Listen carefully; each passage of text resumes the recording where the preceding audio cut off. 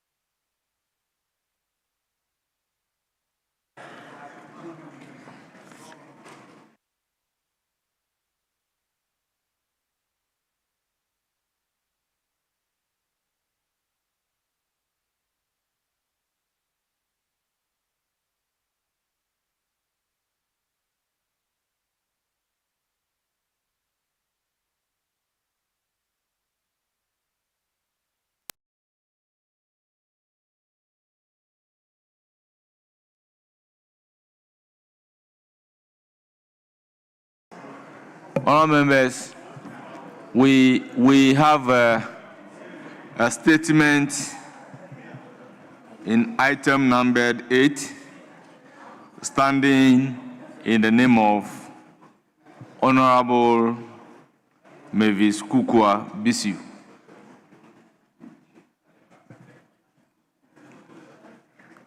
Honourable Mavis Kukua Bisiu.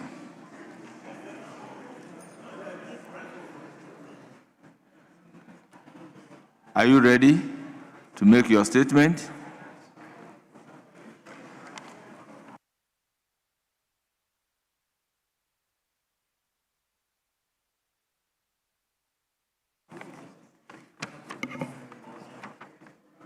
Well, honorable members, the indication is that we should continue with the question. So we have a question scheduled for the Minister for Youth Development and Empowerment. So may I ask him to take his designated seat whilst we exhaust all questions for the day before we move to another item.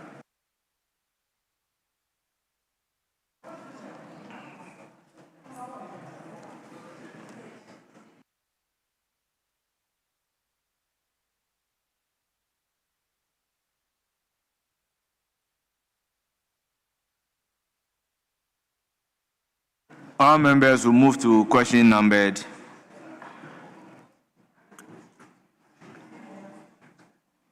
643,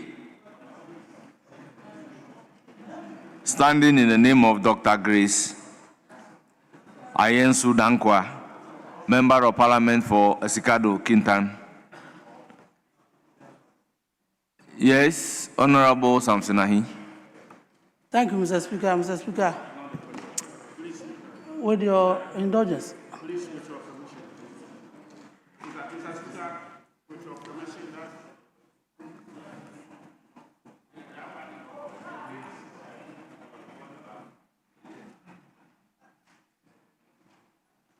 Very well, that question has been asked. The question is under 713.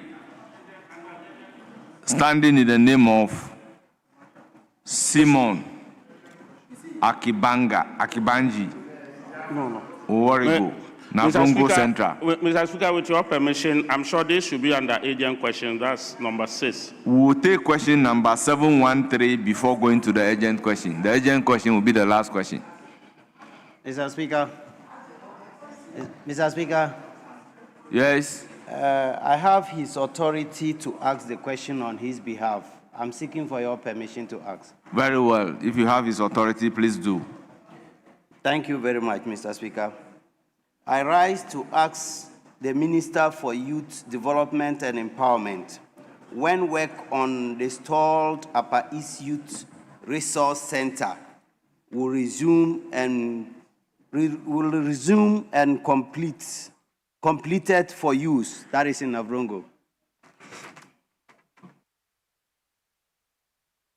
Yes, Honorable Minister.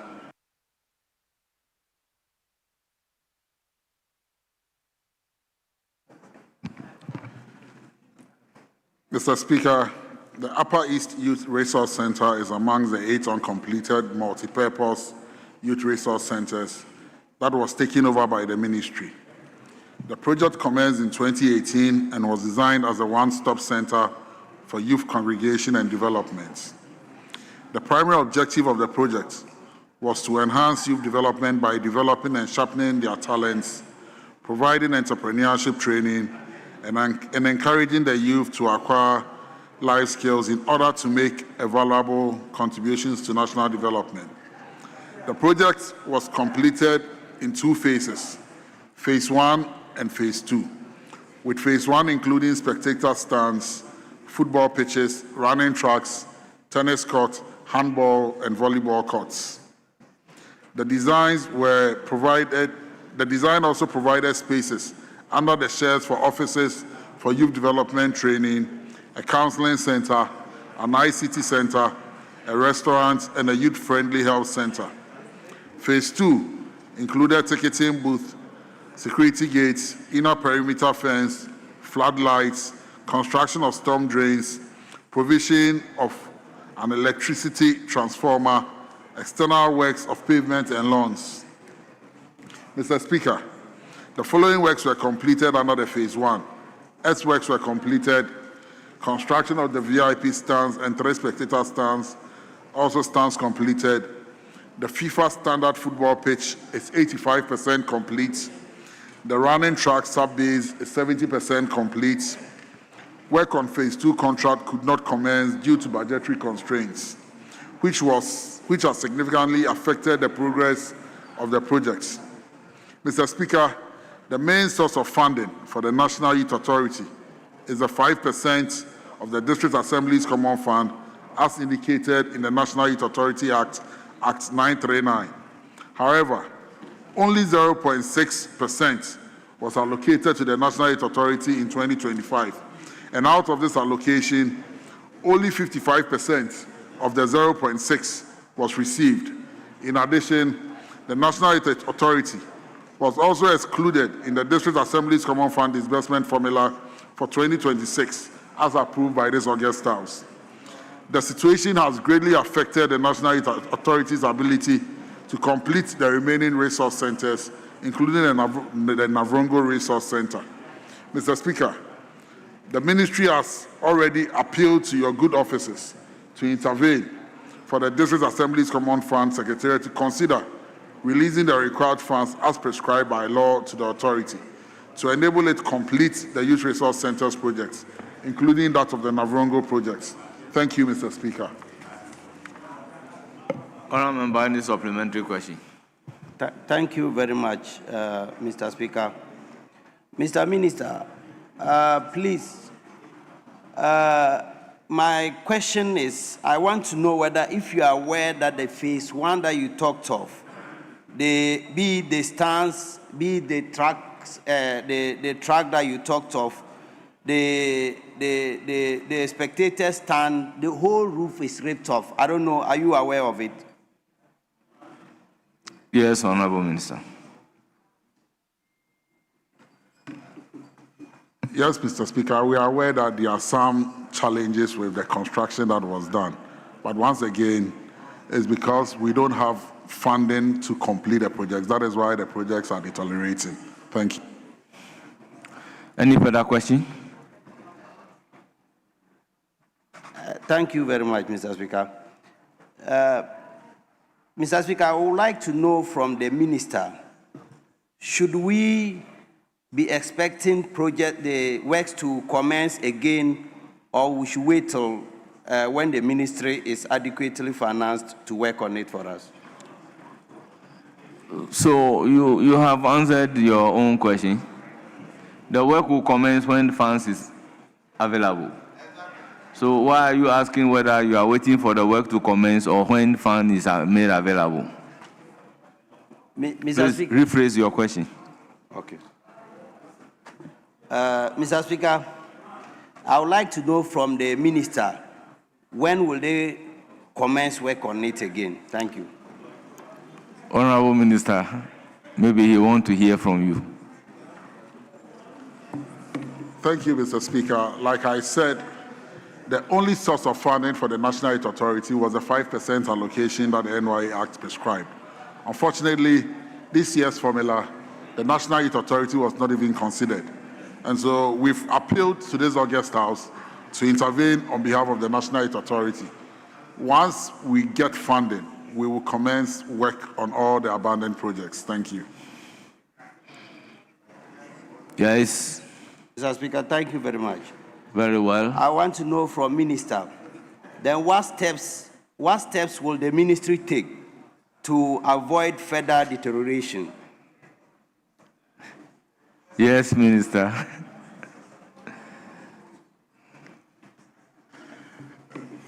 Thank you.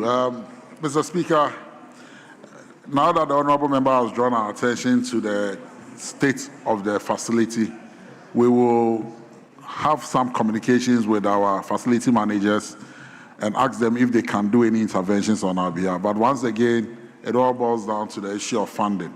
But we'll see if we can find something to remedy the situation so that it doesn't deteriorate so badly. But we are not promising immediately. We will hope that the Finance Ministry makes some budgetary allocations to us to be able to attend to the challenges. Thank you, Mr. Speaker. Very well. You are lucky. As they are talking about Finance Ministry, the Finance Minister has entered. Thank you very much, Mr. Speaker. We want to thank the minister for coming in to answer our question. Thank you very well, much. very well. We then move to the urgent question, standing in the name of Eric Edemagbana, Member of Parliament for Ketu North. Thank you, Mr. Speaker. Mr. Speaker, I rise to ask the Minister for Youth Development and Empowerment specific measures being implemented to curb drug and substance abuse among the youth. Yes, Honourable Minister. Thank you, Mr. Speaker. The Ministry for Youth Development and Empowerment was created and mandated to formulate and coordinate policies for the youth for effective implementation towards youth development. Mr. Speaker, the issue of drug and substance abuse among the youth is a topical issue worth discussing. In response to these concerns, the Ministry, in collaboration with the National Youth Authority, initiated its own flagship program known as Red Means Stop campaign, popularly called UNIM Red, aimed at creating awareness on the negative effects of drugs and substance abuse. Mr. Speaker, to understand the enormity of the problem and generate evidence to support it, the Ministry conducted a research on drug and substance abuse among the youth in secondary and tertiary schools. The findings of the research present a very alarming situation. Overall, 41% of tertiary students and 37% of senior high school students reported being aware of the availability and use of drugs on their campuses. Amongst tertiary institutions, colleges of education recorded the highest level of awareness and reported drug use on campuses at 54%. Mr. Speaker, 26% of young people use drugs before 15. 41% of young people between ages of 16 and 17, and 25% of young people between the ages of 18 and 19. The findings of this research has been shared with relevant institutions for information and policy action. This has led to a stronger collaboration between the Ministry, Narcotics Control, Ministry of Education, Food and Drugs Authority, Mental Health Authority, the universities, the Christian Council of Ghana, among others, on the fight against drug and substance abuse. Mr. Speaker, to further understand drug and substance abuse among the youth nationwide, the Ministry will further conduct community research to establish the full scale of the menace. Mr. Speaker, the Red Means Stop campaign has created a powerful youth-led advocacy movement through direct engagement, peer-to-peer outreach, and community mobilization. This was achieved through recruitment and training of youth advocates, organization of high-impact events, deployment of multi-channel campaigns, building a visible youth-driven movement, and fostering community partnership. Mr. Speaker, I'm happy to inform you that the campaign has been successfully rolled out across all 16 regions of Ghana, reaching every district in the country. This comprehensive coverage ensures that youth in urban and rural areas, as well as students in various types of educational institutions, are exposed to consistent anti-drug messaging and support services. Mr. Speaker, recognizing that meaningful behavior change requires multi-stakeholder engagement, the National Youth Authority has established strategic partnership with key institutions and organizations to amplify their reach and impact of the Red Means Stop campaign. The National Youth Authority has established partnership with two traditional paramouncies, namely the Gan Traditional Council and then the Dagbon Traditional Council, to support the campaign. This collaboration will be extended to other traditional leaders. The National Youth Authority has also established partnership with youth movements such as Bike for Life Ghana, a prominent motorcycle enthusiast community movement, to engage urban youth demographics through creative and culturally relevant platforms. The partnership has facilitated the integration of anti-drug messaging into youth culture and lifestyle events, making substance-free living an aspiration amongst peer groups. Mr. Speaker, the National Youth Authority has collaborated with leading media houses to educate the youth on drugs and substance abuse. For example, YFM, one of Ghana's leading youth-focused radio stations, has been instrumental in amplifying the Red Means Stop message through their regular programming, interviews, call-in shows, and public service announcements. This media partnership has significantly expanded outreach among young audience who actively consume youth-oriented content. Mr. Speaker, the ministry instituted a program that allows the National Youth Authority to actively participate in high school events as the Party in the Park and other events or gathering of second cycle students. This platform are expected to provide direct access to thousands of young people, enabling peer-to-peer conversations, distribution of education materials, Red Ambassador recruitment, and real-time engagement on substance abuse prevention. This non-petty advocacy messages events demonstrate the effectiveness of meeting youth in their social space. Mr. Speaker, a strategic move to enhance the campaign's appeal and credibility among the youth, the Ministry and the National Youth Authority has also appointed Ghanaian influencers to become Red Means Stop ambassadors. It is expected that the significant influence of these influencers among Ghanaian youth, particularly through music and social media presence, make them ideal advocates for substance-free living. Mr. Speaker, to sustain the momentum generated on the Red Means Stop campaign, the National Youth Authority has developed strategic partnership and a comprehensive roadmap to intensify interventions amongst the Unim Red and broader substance abuse challenge. Nationwide Billboards campaign. The objective is to create high visibility public awareness across all 60 regions through strategic billboard placement that reinforces the Red Means Stop message in high traffic areas. The billboards are being strategically positioned in the following high visibility locations: major highways and transport corridors, city centers and market areas, school zones and youth gathering points, bus and taxi terminals, sports stadia and entertainment venues. The billboard campaign will provide constant visual reinforcement of the Red Means Stop message, reaching millions of Ghanaians daily. This sustained public awareness will normalize conversations about substance abuse, reinforce peer norms against drug use, and remind youth and communities of the dangers associated with opioids and substance abuse. However, this program is faced with funding challenges. Is it gone? Funding challenges, and we urge all to support. Expanded youth advocacy mobilization. Mr. Speaker, the National Youth Authority has recruited 2,000 plus Red Ambassadors across all regions. These youth advocates will serve as peer counselors, event organizers, grassroots mobilizers in their respective schools and communities.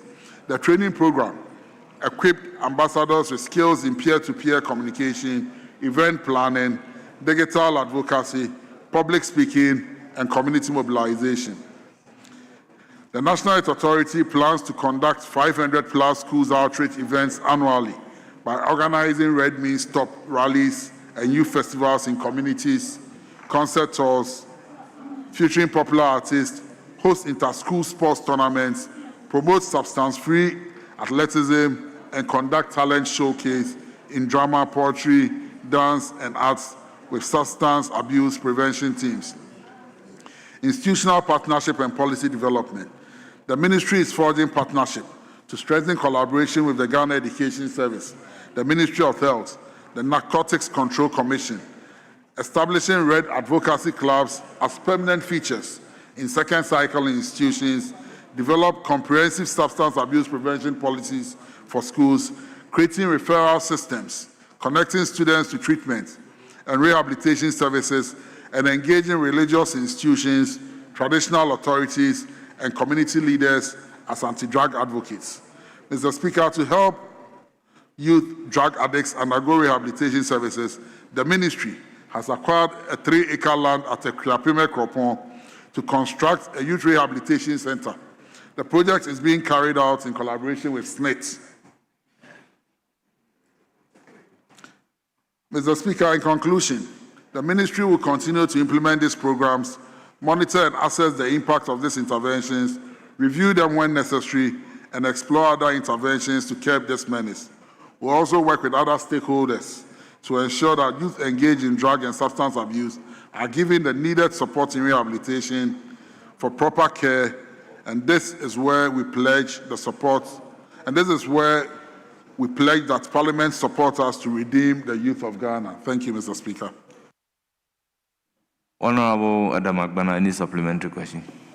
Yes, Mr. Speaker. Mr. Speaker, though I'm satisfied with the answer, I want to find out from the minister, considering how dire the situation is now, with all the specific measures that he has implemented. Please ask supplementary question.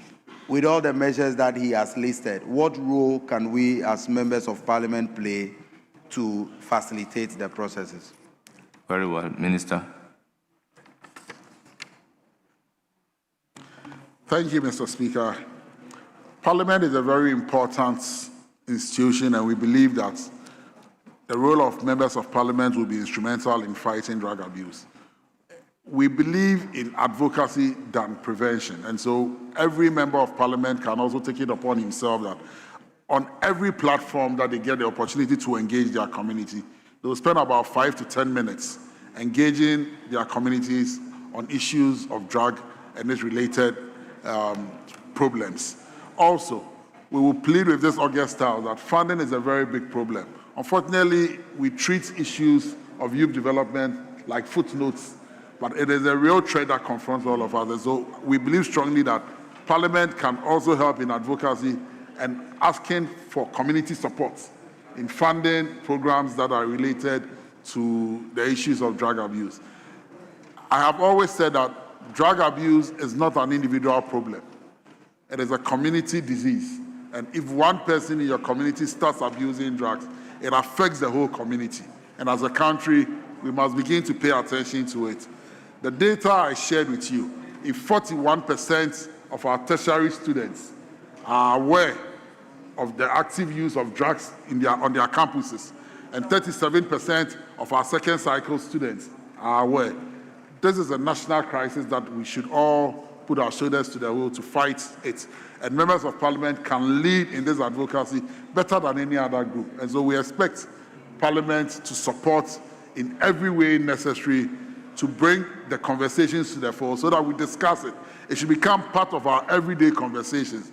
It is only through that we'll be able to fight the menace effectively. Thank you, Mr. Speaker. Any further question? Mr. Speaker, that will be all for now. Thank you, Mr. Speaker. Yes, Honorable Achampo. Honorable Achampo, do you have a supplementary question? Yeah, Mr. Speaker, I just want to find out from the minister, because drugs and other stuff, they do it privately. So you will not be in their houses to control them. So in future, if resources are available, are we thinking of rehab centers so that we can manage at least those who will not listen to the advocacy or the advice. Very well, I take that to be a suggestion instead of a question. Yes. Very well, honourable members. I use the opportunity to thank the Minister for Youth Development and Empowerment for attending upon the House to respond to the questions scheduled for him. Honourable Minister, thank you very much. You are accordingly discharged. Yes, Majority Leader. Question time is ended. Yeah, we'll take a statement advertised in the name of Honorable Mavis Kukua. I mentioned that statement a while ago. Is she now in? If you are in, then you have the floor.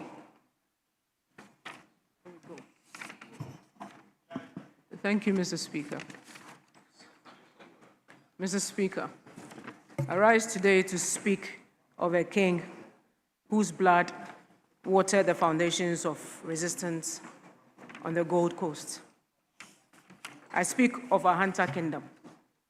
I speak of the immortal courage of Otumfu Bedubonso II, king of a hunter, whose name must forever remain engraved in the story of African resistance in human dignity. History must record that the struggle against colonial oppression in this country did not begin in the 20th century. Long before the independence movement of Africa,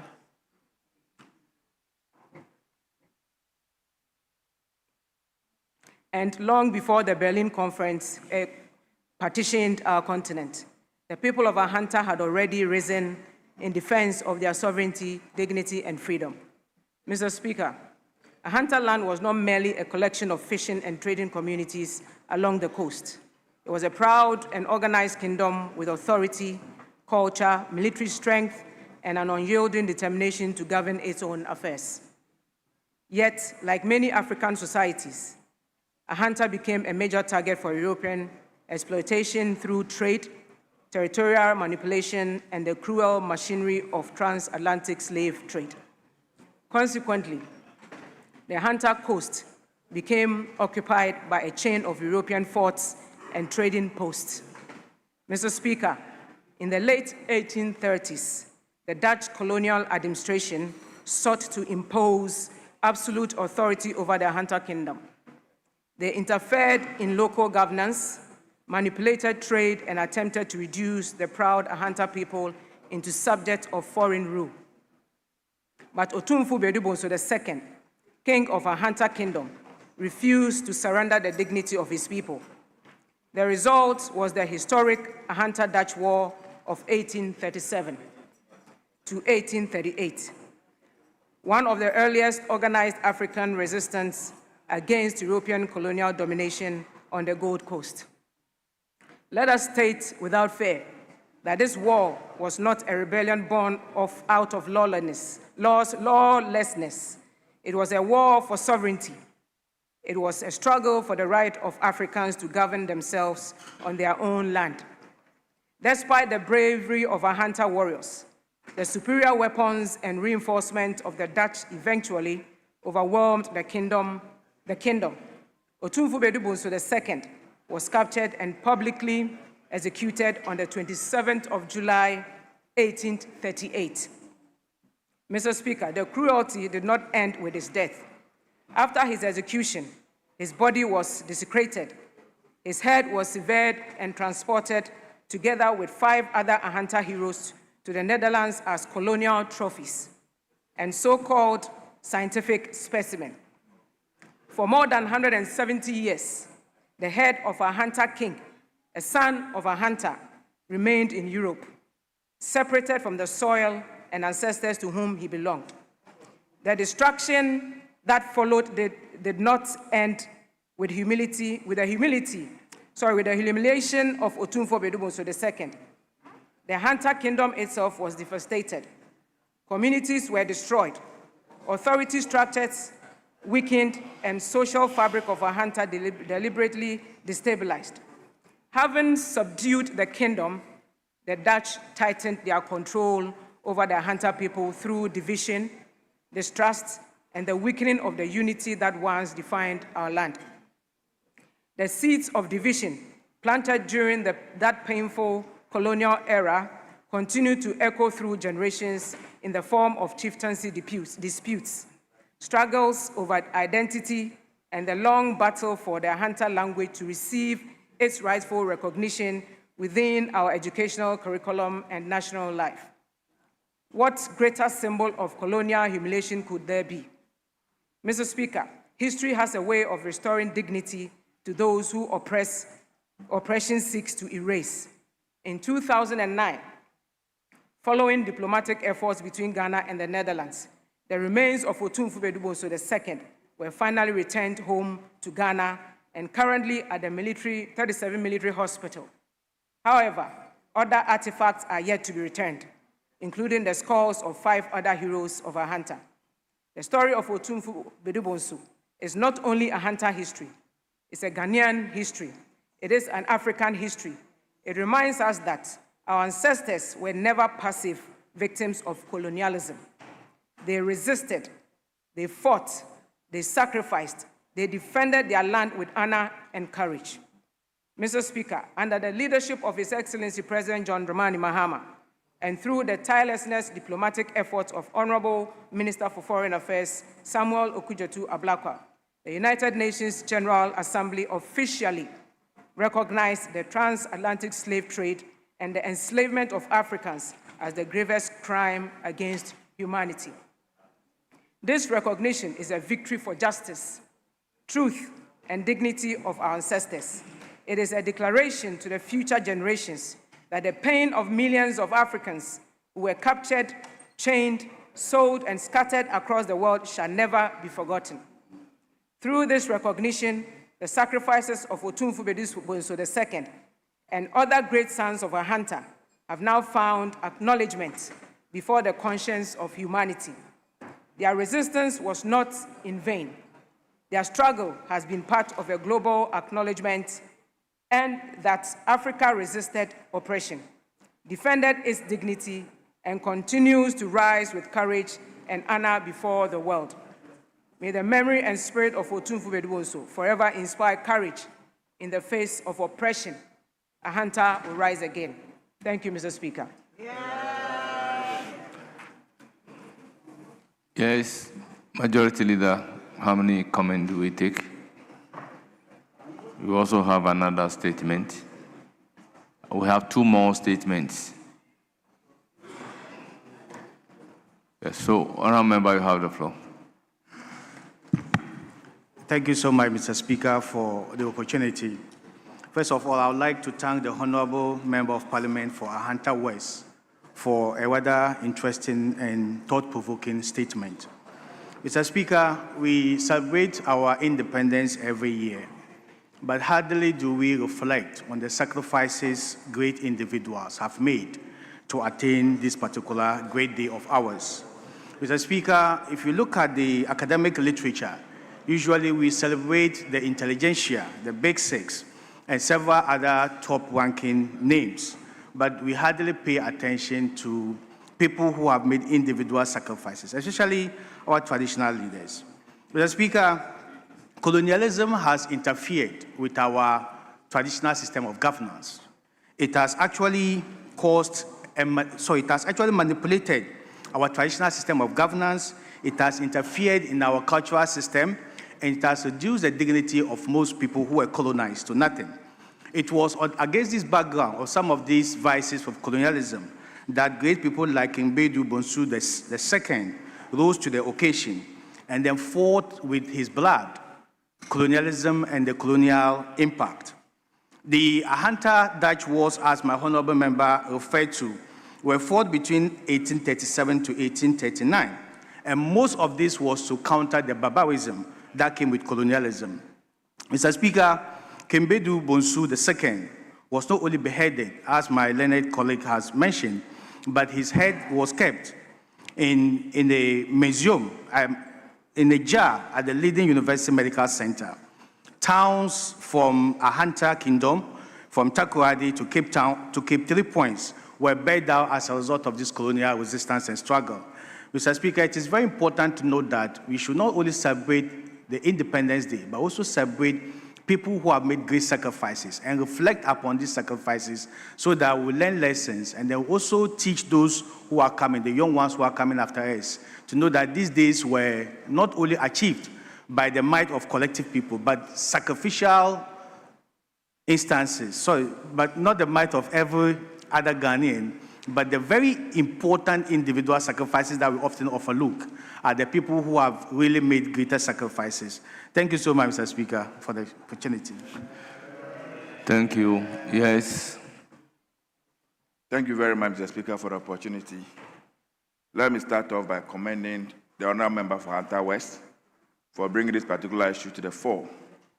Mr. Speaker, it is true that over the years we have attempted to remember the men and women who sacrificed to attain independence for this country and, for that matter, the black race. Anytime we have done that, we are quick, Mr. Speaker, to talk about the big six who fought alongside the five, who fought alongside Dr. Kwame Nkrumah. We have not been able to even classify the role that individually they played towards Ghana's liberation and independence. Mr. Speaker, as the writer of this particular statement said, Nana Bedu Bonso II, his head was beheaded over 170 years ago, and this head was kept in the university in the Netherlands for research purposes. They were wondering how a black man at that time could be that intelligent, could be that smart, could be that brave, and to fight the Netherlands the way he did. And so they have studied all about him. They try to understand what really his mental faculties were and how they could function. Mr. Speaker, by the grace of God, today they have returned this particular head to Ghana. One area we have not paid attention to, Mr. Speaker, in this country, the area of tourism. It is not enough for us to bring this head back to Ghana and leave it at the mortuary at the 37 Military Hospital. Mr. Speaker, I think that this has become a global something or national something that we can benefit from as a nation. If we can develop a museum and keep this particular head over there, people across the globe will travel down to come and have a look at it. And that, I believe, will rake in a lot of revenue for us. Today, Dr. Kwame Nkrumah's museum is here. And anytime you pass there, Mr. Speaker, a lot of people are coming from outside of Ghana to come and have a look at it. When they go there, they buy artifacts and other things. I am proposing that we can take this particular head back to the Hunter land, where the king, the great king, comes from. Build a museum over there that will make way for people to travel there to understand the culture, to understand the people, and the heritage of that particular area. And so, Mr. Speaker, I want to thank the maker of the statement for bringing this issue to the fore. But as I said, it must not end at this level. We must see how we can advance it for the betterment and development of our country. With these words, Mr. Speaker, I want to thank you for the opportunity. Yes, leadership. Very well, you have the floor. Thank you very much. Thank you very much. Oh. Thank you very much, Mr. Speaker. I would want to just add some few words or sentences to what has already been said. And I want to congratulate our sister, Mavis Kukwa Bisu, because she has been consistent with ensuring that together we build our Ahanta land. Mr. Speaker, Presiding constituency falls within Ahanta land. So speaking in support of my sister, I would say that the Ahantes, Mr. Speaker, are a great people with wisdom, with courage, and with knowledge. And Mr. Speaker, it is not out of place for us to celebrate our leaders, people who have stood and protected the dignity, tradition of their people, and to add my voice to the call that it shouldn't only be during national celebrations that we celebrate political leaders, but also we find a way of celebrating our gallant chiefs, our gallant men and women in various kingdoms who have stood, led their people, and projected the traditions and culture of their people. Nana Otumfu Bedu Bonsu, the second king of a Hunter kingdom, refused to surrender for the dignity of his people. He ensured that the dignity of his people, even at the peril of his life, would be maintained. Even at the peril of his life, would be protected. I would call on all of us, the youth, especially in Ahanta and the people in Ahanta land, that we had great men like this. Let us continue to stand. And I'm happy, Mr. Speaker, the statement lamented about division that was sowed then, which continues to exist. In fact, as a result of this, petty decisions, a major flamboyant festival, which always is celebrated on a hinterland, which is the Kundum Festival, has not been celebrated for a very long time because of divisions. So I would use this opportunity to call upon our leaders, to call upon our chiefs on the Ahanta land to come together as they've started doing, to come together, project Ahanta land, because Ahantes are a great people. Mr. Speaker, with these few words, I would say that I congratulate my sister for continuing to lift the flag of Ahanta high. Thank you very much, Mr. Speaker. Very well. Honourable members, we have come to the end of the second statement for the day. We then move to, we have the next statement standing in the name of Dr. Grace Ayensu Dankwa, Member of Parliament for Osikado Kitan.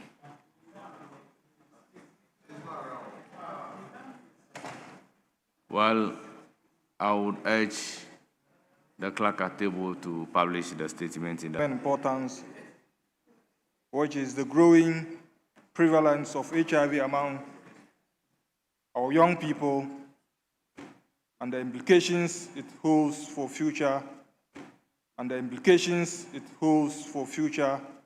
development of our country.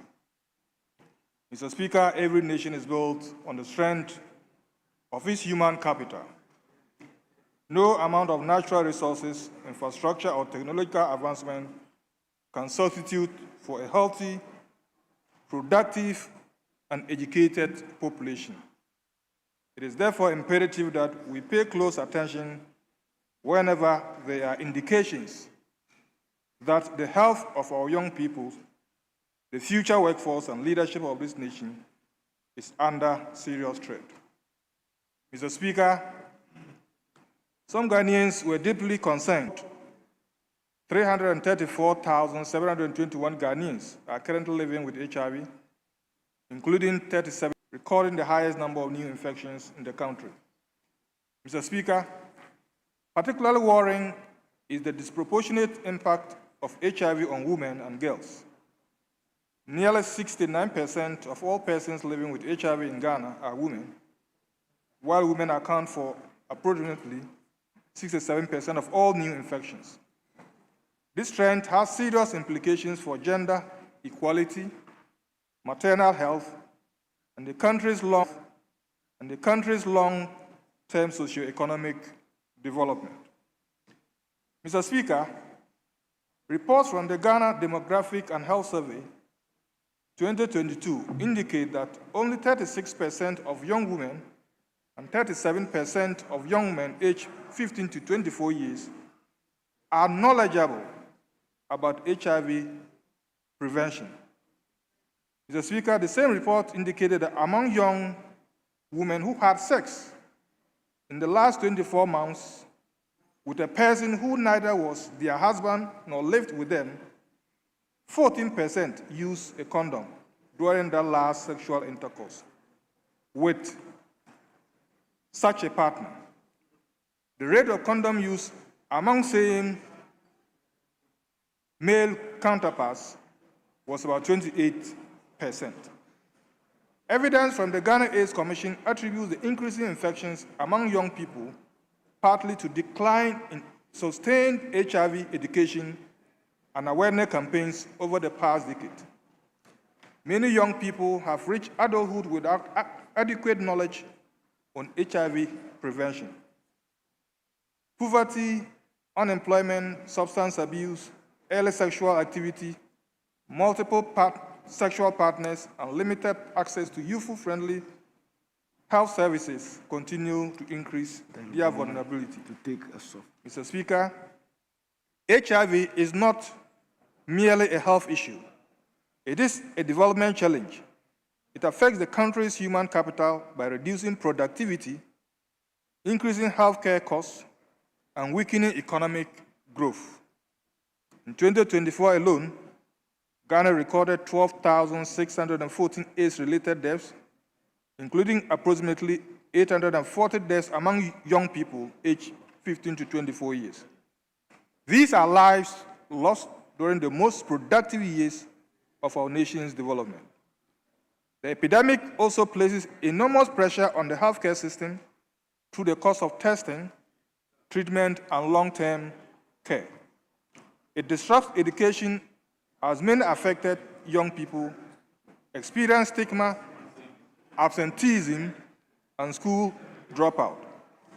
Families are burdened with increased medical expenses and reduced incomes, thereby deepening poverty and inequality. Mr. Speaker, these developments threaten Ghana's efforts to achieve the Sustainable Development Goals, particularly Goal 3 on good health and well-being, and Goal 8 on decent work and economic growth.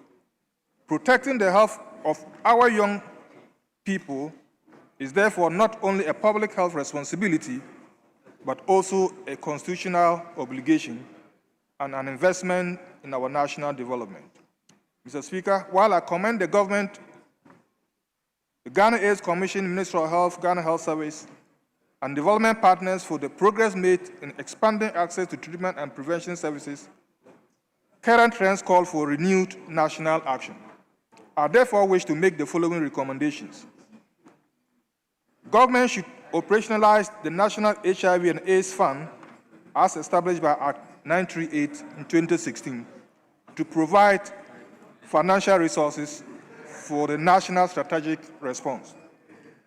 Government and all stakeholders should intensify nationwide HIV prevention and awareness campaigns, particularly in schools, tertiary institutions, and communities using both traditional and digital media. Government should provide adequate and sustained funding for HIV prevention programs while working closely with religious organizations, traditional leaders, civil society organizations, and youth groups to combat stigma and misinformation. And lastly, Parliament, through the Health Committee, should engage the Ministry of Health and the Ghana AIDS Commission to assess the effectiveness of current interventions and ensure Ghana remains on course to ending HIV as a public health threat by 2030. Mr. Speaker, the statistics presented by the Honorable Minister for the Interior should serve as a wake-up call to all of us. We must not see this simply as a recruitment issue, but as a national development challenge that requires urgent and coordinated action. The youth remain Ghana's greatest asset. Every HIV infection prevented preserves a future teacher, doctor, engineer, entrepreneur, farmer, security officer, or public servant. By investing in prevention, education, early testing, and treatment today, we're investing in a healthier, more productive, and more prosperous Ghana. I thank you, Mr. Speaker, for the opportunity. All members, that's the statement emanating for Member of Parliament for Dafiamia, Busie Issa. Honorable Sandari. I only have the permission to call him Asandari. The floor is now open for comment. Yes, you have the floor. Thank you, Mr. Speaker, for the opportunity to contribute to this statement. Let me commend Honorable Dr. Sebastian Sandari for bringing this important matter to the attention of the House. I believe the statement is born out of the recent information given by the Minister of Interior that about 1,300 of the youth who applied to recruit into the security services were HIV positive. Mr. Speaker, this probably wouldn't have been news because historical data shows that we have had prevalence among the youth, especially between the age of 15 and 24. I think why this is so much worrying now, and the news, is that there is a change in the disease burden.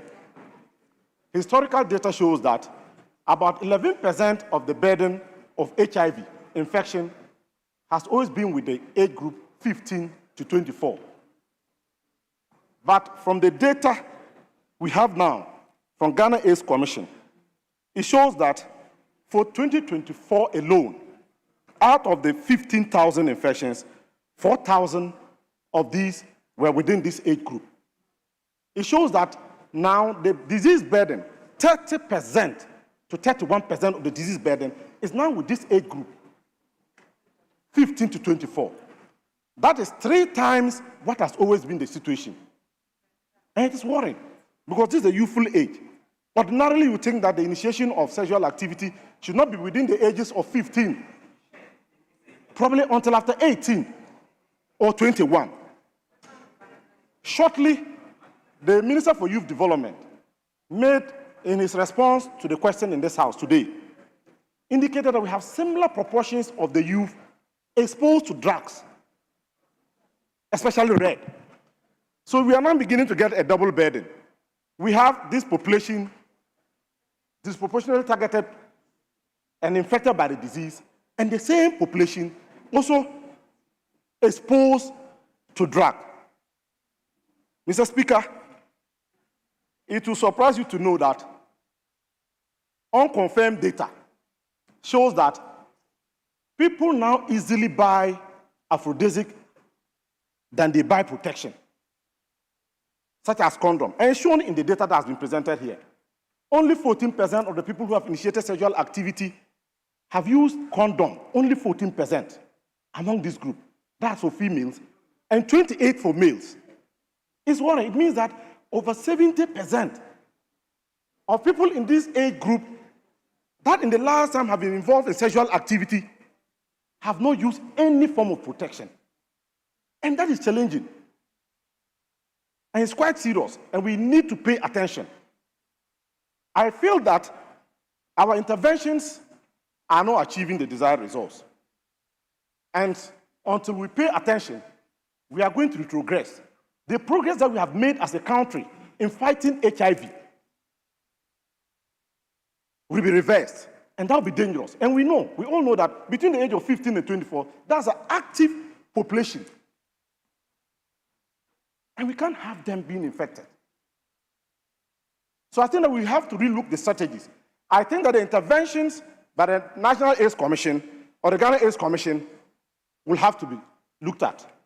And I side with the maker of the statement that probably the Health Committee, together with the Minister of Health, should sit with Ghana AIDS Commission to look at the interventions that we have in place to target this group. If not, this country, we have a ticking time bomb, especially drugs combined with this condition. Having said that, Mr. Speaker, I'll thank the maker again, and thank you, Mr. Speaker, for the opportunity to contribute. Thank you. Yes. Honorable Doctor, you have the floor.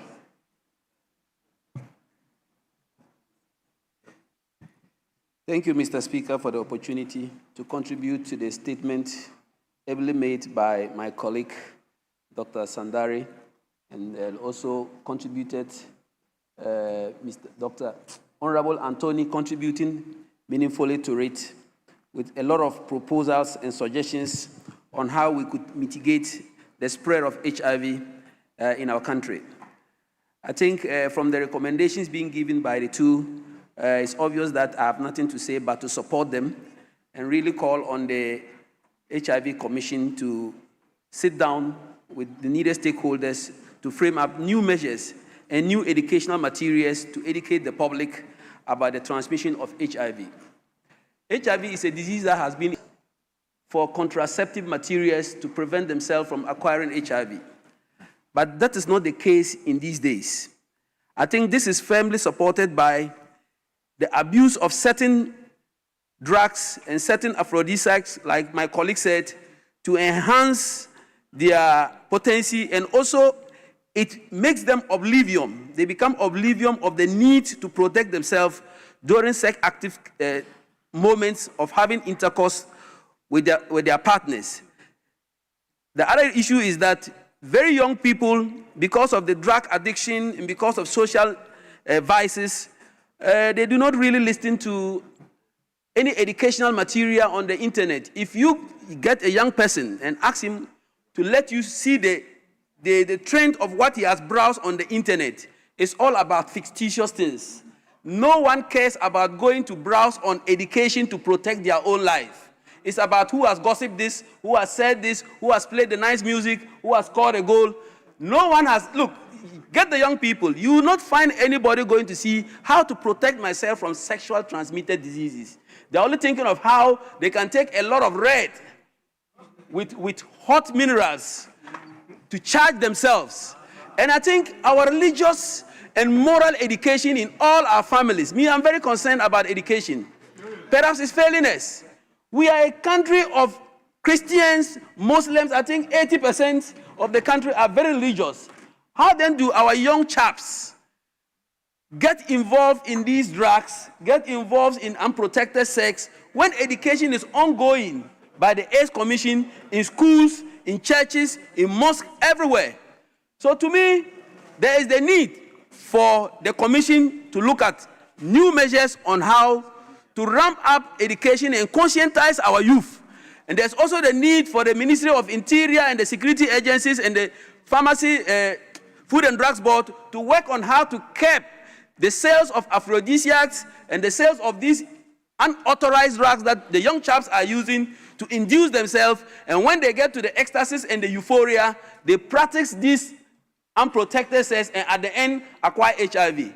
HIV is really going to be a problem for us if we don't halt it now, because if 2% of all those who want to be military security officers have contracted HIV, I don't know what about if we do any test for any other employment issues. It will be worse. So I think the issue is not something we should joke with. The health committee, together with the ministry and the agencies, may have to sit up with stakeholders. Let's come out with a new measure on how to combat the spread of HIV and sexual transmitted diseases among the youth of this country. At this end, I will thank the maker of the statement and my colleague Anthony for supporting it and giving recommendations. And I thank you, Mr. Speaker, for the opportunity. Yes. Leadership bench.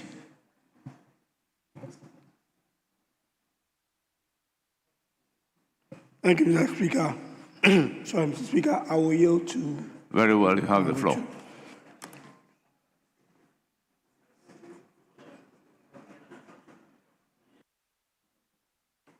Thank you, Mr. Speaker, for the opportunity to contribute to a very timely statement ably delivered by Honorable Sebastian Mwenenso Sandari, the Member of Parliament for the Dafiama Buse Easter constituency. Mr. Speaker, when you talk about the youth, it is all about our future. So when we're talking about HIV prevalent among the youth, it is quite scary because if you look at it, it is not just a health issue. It is not just a developmental issue. It connotes serious national security implications. How do you have young people who do not have a future? That about 100,000 of them will go and write their names, go through recruitment process, and all of a sudden, you hear the news that about 1,300 of them are HIV positive. Mr. Speaker, I was in Wa in my constituency driving when I heard a host of a radio program shouted in the Wali language, Alaji Muntaka, Yawanen Yala, to wit, Alaji Muntaka has brought problem. What was the problem? He has announced that some of the potential recruits have gotten infested with HIV. That was an eye-opener. So when we look at it just as a recruitment issue, it tells where the nation is going and where our young people are going. Mr. Speaker, on 28th June 2025, the Ghana AIDS Commission has raised serious concerns, and I read from Graphic Online.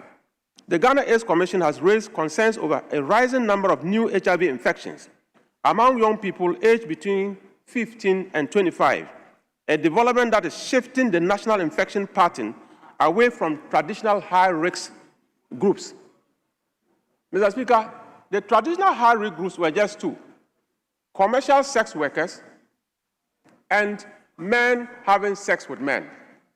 Today, the youth between the ages of 15 and 25 have overtaken this strategic population that we're so managing. But the truth of the matter is that 10, 15 years ago, when you wake up in the morning, you will hear about HIV/AIDS on radio. The publicity was high, education was high. With time, we have shifted to treatment.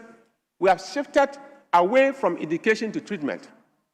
And many of the young people who are so exuberant want to test anything positive in the world. I heard one of my colleagues mentioning mixing of some drugs with some energy drinks. And sometimes when you meet them on the way shaking the bottle, it is a mixture of things. And after shaking for some time, when they drink it, Mr. Speaker, it is very sad, but any hole that is available, they are willing to penetrate, irrespective of the consequences. And here is the case, we are getting the statistics that are frightening. Mr. Speaker, these are frightening statistics, that the young people of this country are gradually overtaking key populations like commercial sex workers in the attraction of AIDS. Mr. Speaker, the truth of the matter is that recently we saw a young girl, the video was everywhere, on TikTok, who said she got HIV/AIDS from a Galamsey site. And she was proud to tell the whole world that as for me, just watch it. I am going to spread this disease to the end. And she was proudly saying it. And all these young people who are walking around, if you are talking about 69% of those infested with HIV/AIDS are young people. It tells you when you see any young person walking around, they say this is HIV patient. Or probably if you suspect an HIV, 7 out of 10 are suspects. It is scary to walk around and think like that. But what is the AIDS Commission doing? There are several suggestions. But I would want to plead that let's go back to basics. Let's go back to educating the people. Let's go back to raising awareness. Let's go back to tell our landlords, don't rent your house to people to use it as a ghetto. Don't rent your house to unknown people to use it. You rent one room to people or one room to a person, and all of a sudden there are about 10 in a room. The father is there, the brothers are there, the uncles are there. And all of a sudden one lady enters the room and all of them are using that same girl. This is reality in our communities. Mr. Speaker, we need to rise up as a nation and save our young people. Because as we grow older, the people who are looking behind and we call them young people, those are the future leaders. So if our future leaders do not have hope, and when we are talking about unemployed youth, that is not even the problem. The problem is youth who cannot even be employed. Youth who cannot even be employed because their health status is so questionable.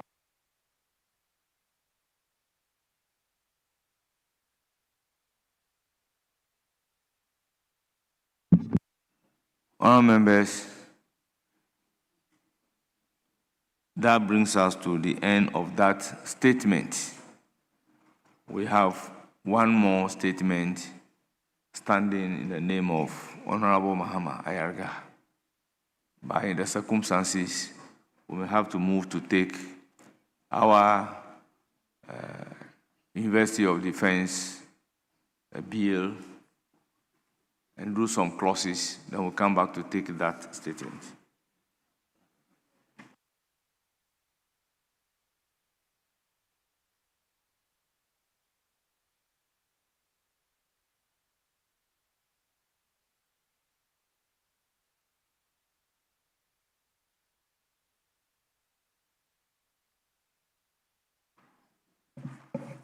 Honourable members, whilst we are getting ready to do that, may I have the pleasure to acknowledge the presence of female parliamentarians from West Africa.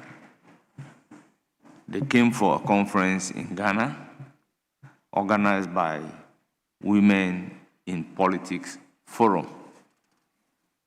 Our members, the names are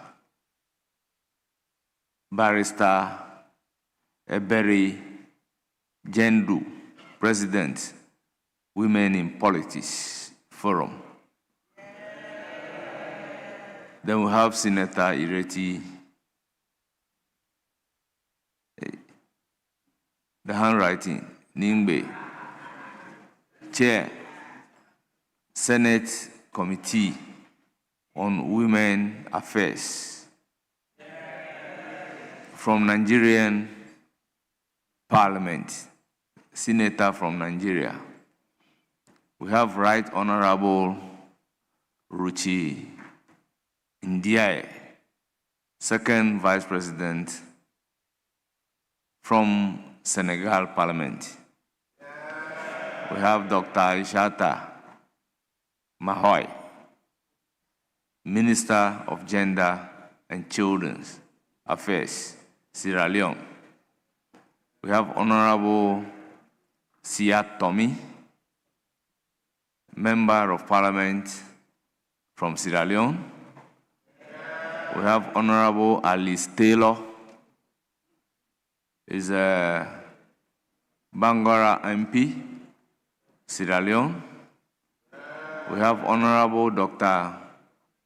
Benedict Lahal, former Deputy Speaker, ECOWAS Parliament. We have Honorable Ellen Ure Ato, that's a former MP from Sierra Leone Parliament,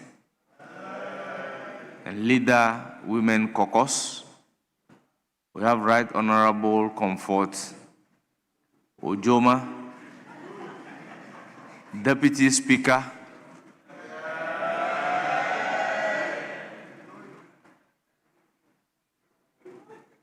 Honorable Princess Obiajulu, Deputy Whip,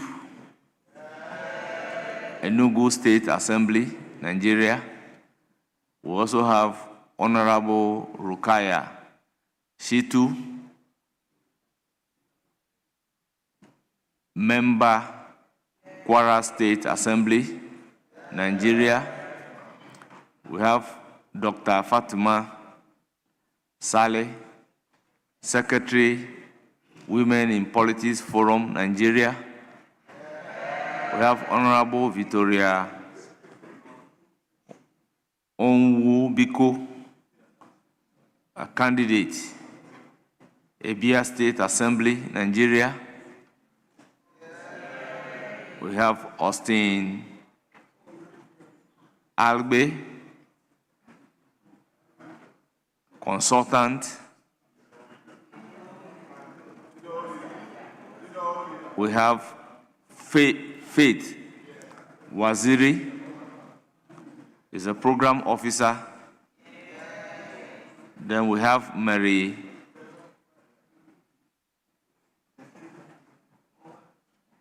Kwabi. And finally, we have Tongs Nenkus. All members, on your behalf, I welcome them to Parliament of Ghana and urge them to have a fruitful visit.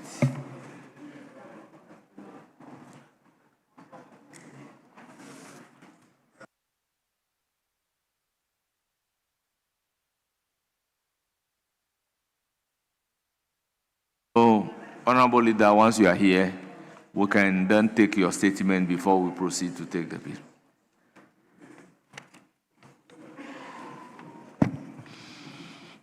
Thank you very much, Right Honorable Speaker.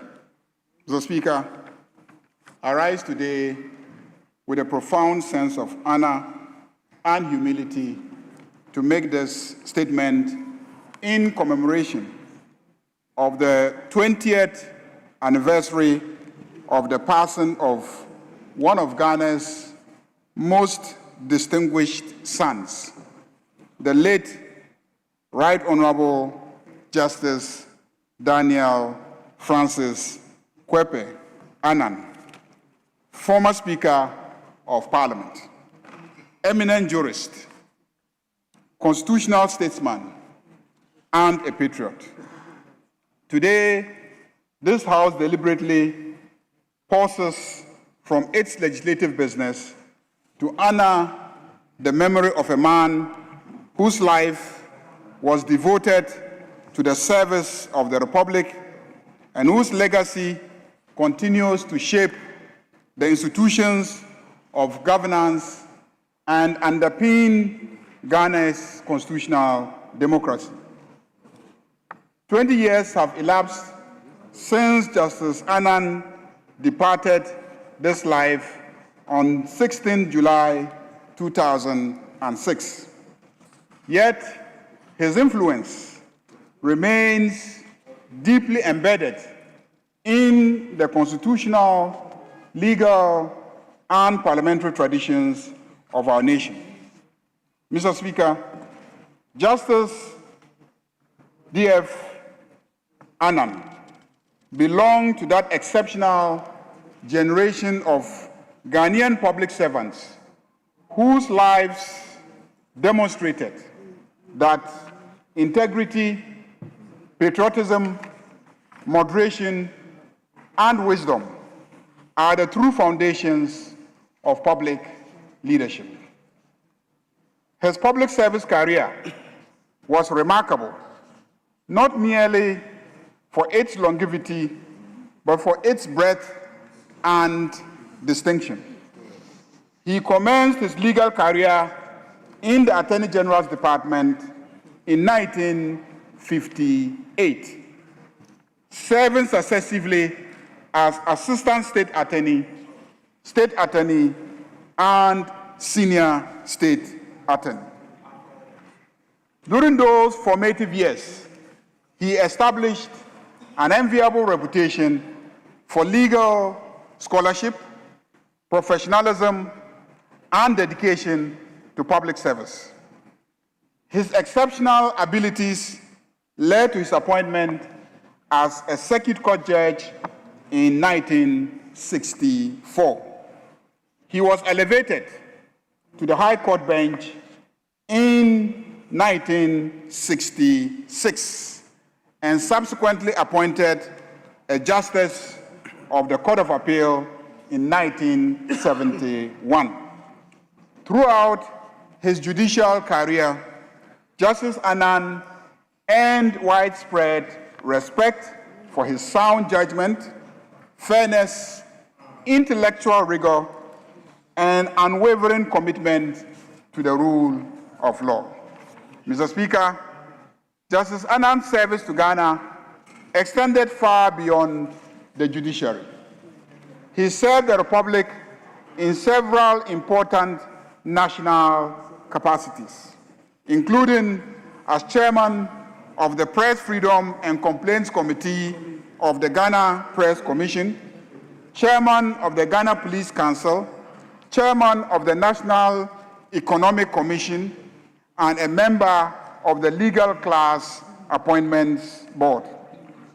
He also rendered distinguished service to the development of sports in Ghana, serving as chairman of the Ghana Boxing Promotion Syndicate, chairman of the Ghana Boxing Authority, and president of the Ghana National Olympic Committee. These appointments reflected the immense confidence successive governments reposed in his integrity, judgment, and leadership. Mr. Speaker, no account of Justice Annan's life can be complete without acknowledging the historic role he played in Ghana's democratic transition.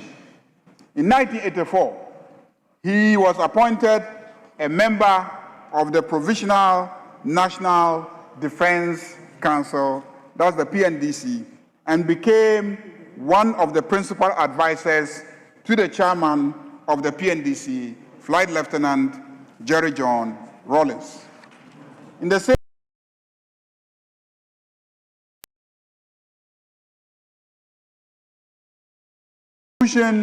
that will play a pivotal defining role in preparing Ghana for its return to constitutional rule. Under his leadership, the Commission embarked upon extensive nationwide consultations, giving ordinary Ghanaians an opportunity to contribute to shaping the constitutional future of our nation. Those consultations ultimately culminated in the establishment of the Fourth Republic and the coming into force of the 1992 Constitution, which has endured to date.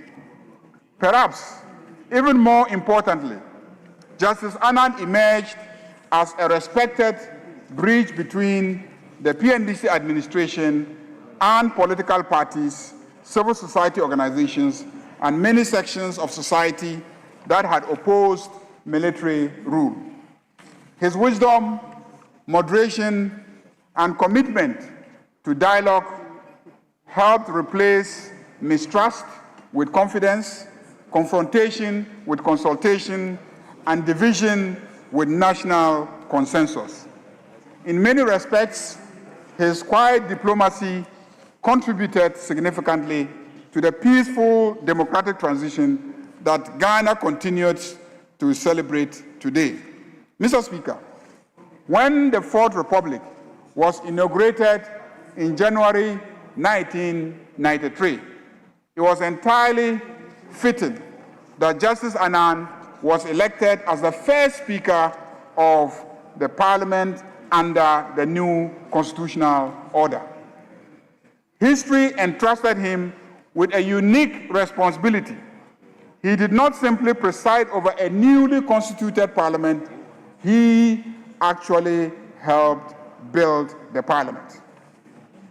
As Speaker of the First and Second Parliaments of the Fourth Republic from 1993 to 2001, he established many of the conventions, practices, and institutional traditions that continue to guide the work of this august House.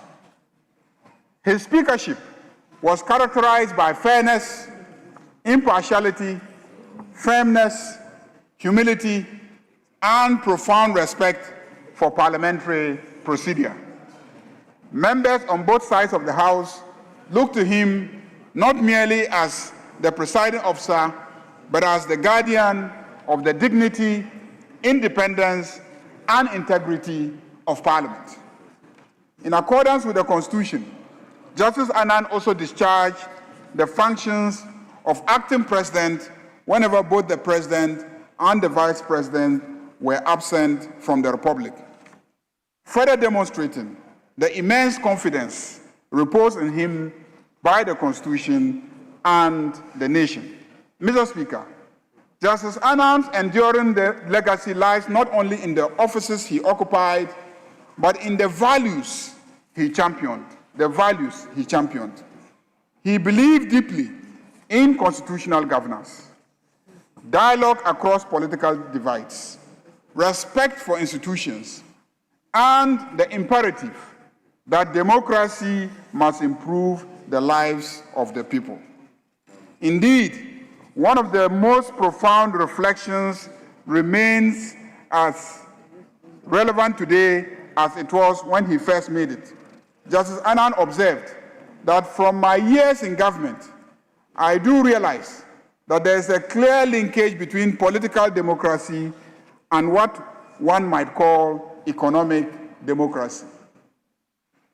That is, democracy must be supported by the economic conditions.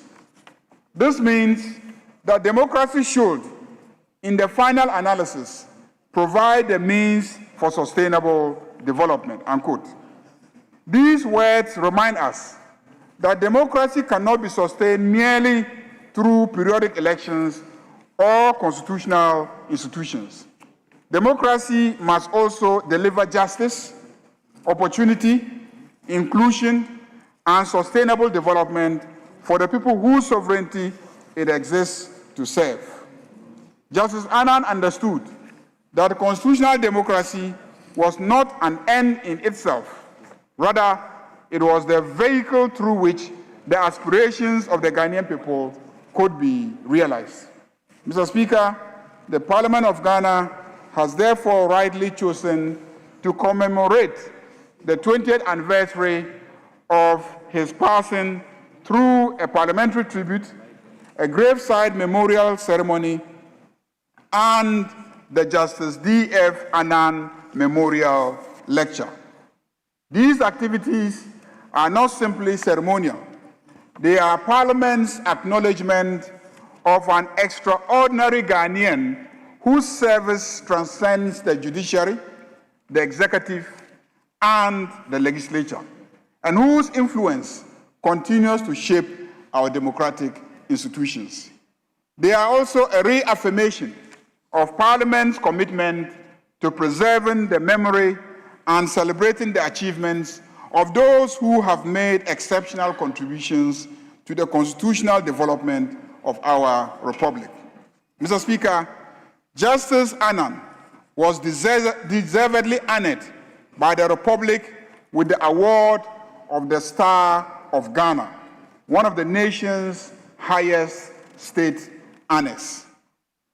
Yet perhaps his greatest honor lies in the enduring strength of the democratic institutions he helped to establish and the confidence that successive generations of Ghanaians continue to repose in those institutions.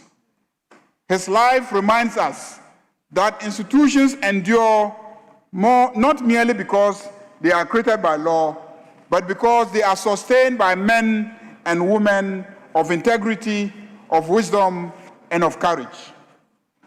As we honor his memory today, let us recommit ourselves to the ideals that guided his public life: the rule of law, constitutionalism, parliamentary independence, national unity, dialogue across political divides, and selfless service to the Republic. May we continue to strengthen the institutions that he helped to build. May we preserve the dignity of this House, which is so ably led. And may we always remember, in his own words, that democracy must ultimately provide the means for sustainable development. On behalf of the entire House, I pay glowing tribute to the memory of the late Right Honorable Justice Daniel Francis Kwepe Annan, jurist, statesman, bridge builder, patriot, and one of the principal architects of Ghana's Fourth Republic. May his noble soul continue to rest in perfect peace. Mr. Speaker, I thank you. Honourable members, that is the statement ably made on the occasion of the 20th anniversary of the passing of the late Right Honourable Justice Daniel Francis Kwepe Annan. The floor is now open for comment. Let me start with the Minister responsible for education. You have the floor. Mr. Speaker, let me thank you for the opportunity to contribute to a very lucid and informative statement by the leader of the House on one of Ghana's finest diplomats of a speaker, whose calmness and peaceful composure help him navigate the difficult waters of helping transit Ghana into what we are now celebrating as a democracy. An eminent jurist, he was Justice of the Court of Appeal and delivered justice without fear or favor. Mr. Speaker, Right Honorable Justice D.F. Annan, late, appreciated the power of political consensus in managing this House. And he managed this House, in the words of the majority leader, with profound dignity, impartiality, and grace. And Mr. Speaker, remarkable that there was distrust in the country at the time because of Ghana's checkered political history of unacceptable military interventions of 1966, 1979, and 1981. And therefore, Ghana needed to chart a new path of a democracy. And Mr. Speaker, again, to the credit of Right Honorable Justice D.F. Annan, all the political, viable, functional institutions today, whether it's Electoral Commission, Mr. Speaker, yourself a lawyer, whenever the Constitution said Parliament shall establish this institution in the formative years of the first and second Parliament, he did exactly that, to give Ghana those viable democratic institutions, including the Electoral Commission. Mr. Speaker, then came his role at the National Commission for Democracy, which is what informed what is now celebrated as the most lasted constitution of Ghana, the 1992 Constitution. And Mr. Speaker, I'm particularly happy that my senior in this House is here, the most senior. At the time, the NDC had not tasted opposition before. And therefore, in 2001, the NDC lost the 2000 elections. Morale was low, so it was Collins Dowda who at the time had a pickup. So our generation, those of us in Legon who shared the values, including the majority leader, I'm sure today he wants me to tell his story. So I went one evening and took Mahama Ayarga to Alhaji Hudu Yahya and told him that he's a worthy person who can lead Boku in future. I'm happy to say it today. That is how he emerged. And I'm not surprised that he's living up to the calling and the task. At that time, he had inspired me with Legal Resource Center, your NEMA entity, Mahama, when he was doing advocacy work. I came across him. I had gone to Boku to mitigate the conflict in Boku. And when I came back, I was convinced. Then Alhaji Collins Dowda, or you want me to add, at that time, we couldn't even afford lorry fare. We had formed the NDC Youth Forum, and we went to tell President Rawlings that leave us to rebuild the NDC. And in rebuilding the NDC, we don't want to romanticize Jerryism, Rawleysism, when the party has no structures. We will rebuild the NDC for you. Give us an opportunity. Then President Rawlings said, go and discuss this with the late Justice D.F. Annan. Mr. Speaker, today you know where you belong when you retire. When the late Justice D.F. Annan retired as Speaker of Parliament, even decent accommodation he didn't have. He had to go and live with a wife in Pokwasi. So those of us who he mentored, including me, I'll share two experiences with you. We'll go to Pokwasi to get his guidance, how to rebuild the NDC. Then he himself will tell us on any matter we should consult Captain Kojo Chikata and P.V. Obeng. So the Youth Forum, it was Alhaji Collins Dowda who then mobilized as young people. I can't call all the names. Fifi Kwete, Nusa Fuseni, Mustafa, Elvis Ankra, Kofi Adam, and others. We came together. At the time, it was difficult. So our colleagues today... I'll give you 2 more minutes. Mr. Speaker, so just a personal experience, and I end there. He was not for the applause of the law, but for the dignity and sanctity of the law. Mr. Speaker, he didn't interfere in the proceedings of this House. Neither did he impose his will or his thoughts on members of Parliament. He appreciated the unique distinction between the Speaker and the House as separate and distinct structures of parliamentary democracy. He managed that carefully. Then, Mr. Speaker, my personal experience, which still stands in my record. One of my motions I moved then in the 2005 Parliament with then Nana Akufo-Addo, President John Dramani Mahama, Hackman Owusu, Owusu Achampon and Co. was half-hour motion. I had gone to the late Justice D.F. Annan and said, this power crisis, I want to speak to it. Then I said, Haruna, go and invoke the half-hour motion. The Speaker, young MP, I didn't know what it meant. So I came and consulted the clerks. Then they showed me some standing orders that I should invoke it. So, Mr. Speaker, I rose. Then you know my tree is not good.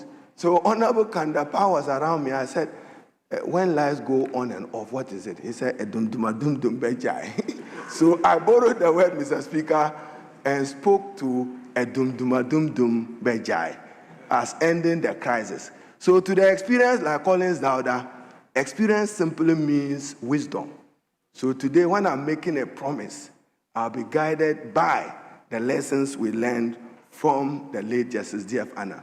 Mr. Speaker, this is significant for me, and it's my last. Then ROPAP, Representation of People Amendment Bill. We had mobilized with Collins and Co. Mr. Speaker, if you remember, Honorable E.T. Mensah was arrested for alleged whispering. So we challenged the government then that they should show us in the... Please continue. Where alleged whispering was an offense. So, Mr. Speaker, today, Ghana has come a long way, and we are governed by the rule of law. Let's safeguard it. He was a guardian and stalwart of parliamentary democracy. Then, Mr. Speaker, Ropa, I went to him angry. We had mobilized. Then Collins and Co., we should do certain actions. Then this is the lesson to upcoming MPs. Then Justice Annan said, Haruna, go and read the State of the Nation address. I said, which one? He said the first person to hint at this was Jerry John Rawlings of blessed memory. And therefore, it was not an initiative of the government at the time. So lessons to learn. Members of Parliament, do well to research and do well to know who stands to what word. Mr. Speaker, I should commend the Speaker of Parliament for recognizing him and for us celebrating him 20 years on. But the best we can do for him is to preserve our democracy, enhance its values and ethos, and protect rights and freedoms of the Ghanaian. I thank you, Mr. Speaker. Thank you so much. Yes, Honorable Minister for Foreign Affairs. Thank you very much, Mr. Speaker, for the opportunity to contribute to this statement. I would like to, at the outset, commend the Majority Leader for a very insightful and erudite statement, which most befittingly eulogizes an outstanding statesman, an astute speaker, a jurist, and a Ghanaian who distinguished himself in public office. The Right Honorable D.F. Annan is a public officer par excellence, a statesman who we will continue to immortalize. And I add my voice to that of the Majority Leader and the Minister of Education in commending the Speaker of Parliament, the Right Honorable Alban Sumana Kingsford Bagbin, for institutionalizing this commemoration. And he does that at an auspicious time, the 20th anniversary of his passing. On the 16th of July, it will be exactly 20 years since the Right Honorable Speaker D.F. Annan was called to glory. For some of us who never had the fortune of meeting him personally, we have grown to read so much about him. Clearly, he is a man of deep intellect, and from all our reading, the PNDC needed him to stabilize the revolution. And that is why he is considered Rawlings's right-hand man. He was considered the vice chairman of the PNDC. After the coup, the PNDC military regime needed an intellectual, needed a statesman, an elder, to bring stability and credibility to the revolution. And they could turn to no other person than Justice D.F. Annan. This fourth Republican dispensation, which we must all be proud of, the longest, the most enduring democratic dispensation for more than 33 years. None of our republics has been this enduring. The credit must go to Justice D.F. Annan. This country has not celebrated him enough. It is him who very skillfully crafted this dispensation. He was chairman of the National Democracy Commission, or the National Commission for Democracy, properly so-called, between 1984 and 1992. And he is the architect of this current dispensation. And so we must credit him. He saw what many could not see in the preceding republics, why those republics did not last. He was a team builder, and we all remember that as first and second speaker of this fourth republic, he created the avenue for everybody to be heard. If we'll all be honest, as speaker, that parliament between 1993 and 2001 was celebrated as the most vocal, the most dynamic parliaments where the opposition was heard, even though the opposition could not match in terms of numbers. The speaker allowed them to be heard. The speaker allowed the opposition, no matter how small, to contribute meaningfully. And so the minority leader at the time, the Honorable J.H. Mensah, became quite famous. He and his colleagues, the likes of the Honorable Apreku, the Honorable Nana Akufo-Addo, Honorable Hackman Osuajiman, and others, few in number, but Speaker D.F. Annan, being a consummate Democrat and not wanting to allow only the majority to be heard, also made sure that the minority. Give him 2 more minutes. And that clearly was a demonstration of the man he is. One who is conciliatory, who is tolerant, who believes that all voices must be heard. I would also like to quickly introduce another dimension. He was not only a jurist, a politician, he was not only a statesman, but he was also an avid sportsman. He was chair of the Ghana Boxing Authority, and he was also chair of the Ghana Olympic Committee. And that demonstrates that he was well-rounded. He was a man of many parts. He had diverse skills, and he made time for sports. He made time to develop our nascent sporting field at the time, particularly boxing and Olympics. They're lesser-known sports. He didn't choose football, which was at the time very well established.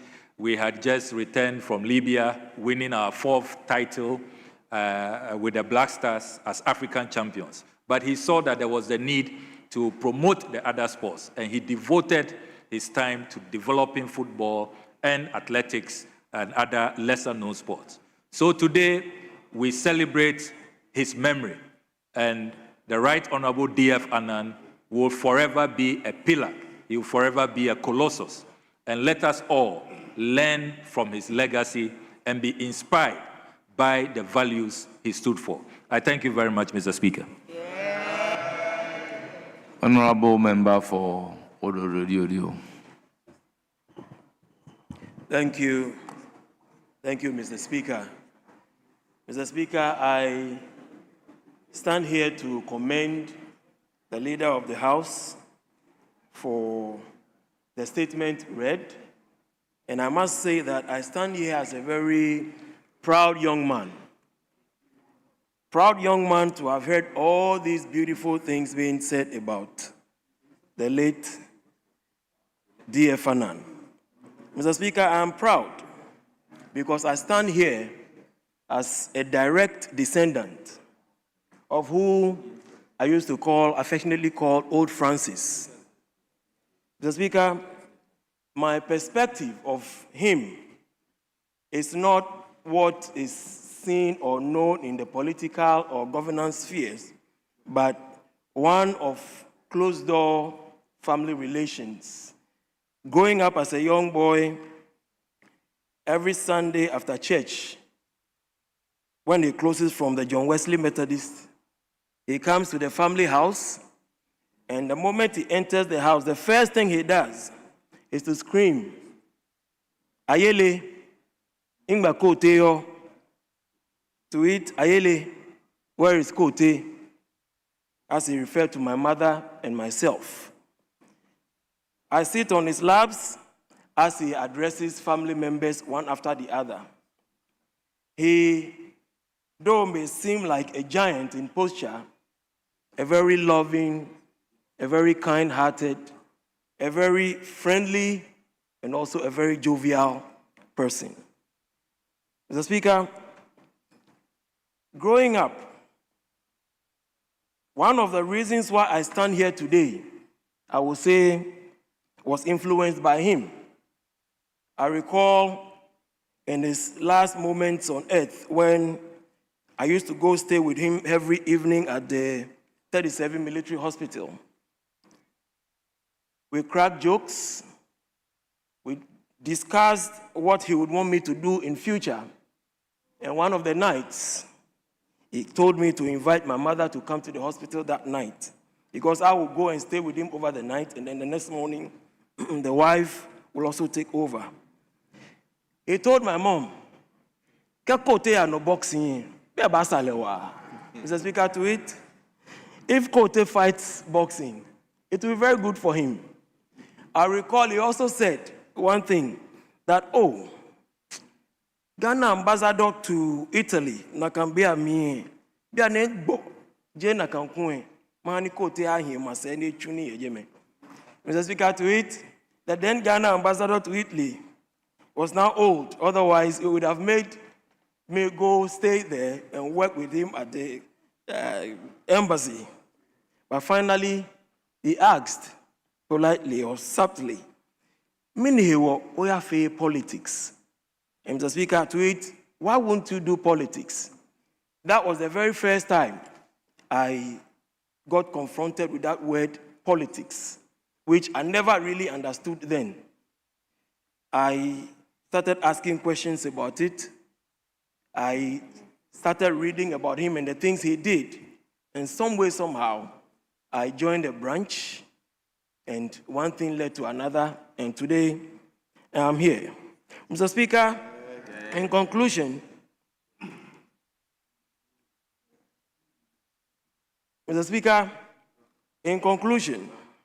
when you walk past the Accra Post Office, just beside the Watto Club, there is this famous house known by all as the Lion's Den, where he and myself hail, has produced a great man of this nature. People have referred to him as the quiet voice behind the transition. And I stand here to agree that yes, indeed, the late D.F. Annan, who I call Old Francis, truly is the voice, the quiet voice behind the transition. Thank you, leader, for the statement. I pray that his soul rests in perfect peace. God bless us all. Honorable Collins Dowda. Thank you very much, Mr. Speaker. Mr. Speaker, I thank you for the opportunity to contribute to the statement commemorating the life of Right Honorable Speaker D.F. Annan, who was the first speaker in this Fourth Republic. I had the opportunity at the time to enter Parliament after the 1992 elections. And I'm still here. Mr. Speaker, Right Honorable Justice Annan was the Speaker of a Parliament made up of 200 members. Unfortunately, the NPP, after the presidential elections of 1992, boycotted the parliamentary elections and therefore boycotted Parliament. I don't know if it's a coincidence or something else, that today, when we are commemorating the life of this noble man, the NPP has boycotted proceedings.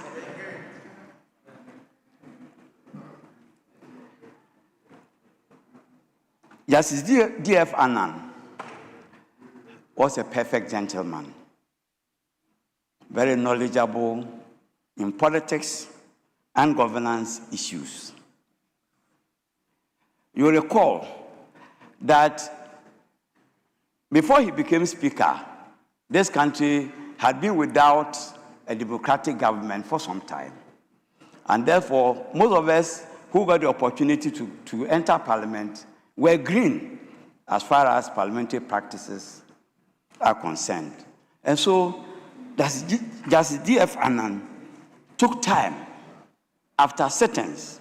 He would call us individually to engage us with a view of guiding us to grasp the practices in the House.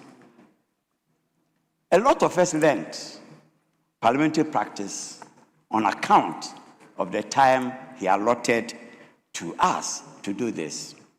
He also encouraged us, sometimes guided us to make statements on the floor of the House. And I would say that he paid keen interest in the development of members of Parliament, particularly those who were young. I entered when I was about 32 years.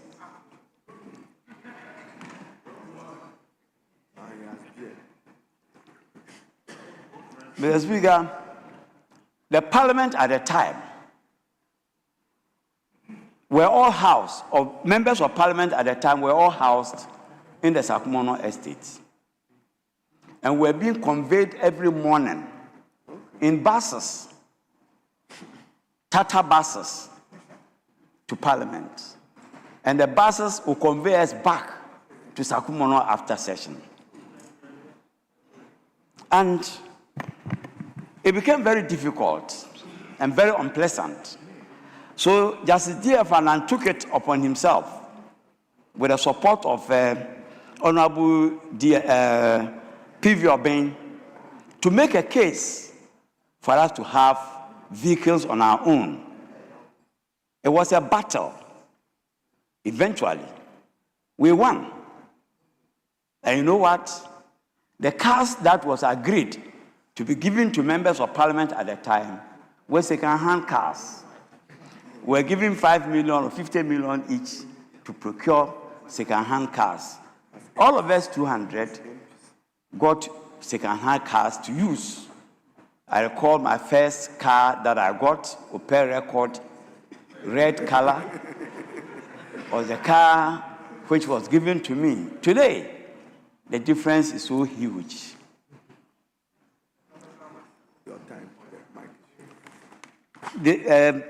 Justice D.F. Annan, that is on our welfare. Committee leadership, I recall, my name came up as the chairman for a committee.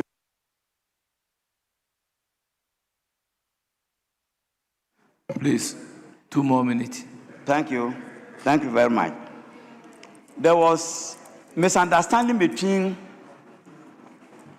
leaders who supported me and leaders who supported the MP for Doma. And D.F. Annan came in strongly to say that he had observed my contribution on the floor against that person, and therefore he felt that I should be made the chairman of the Committee on Lands and Forestry.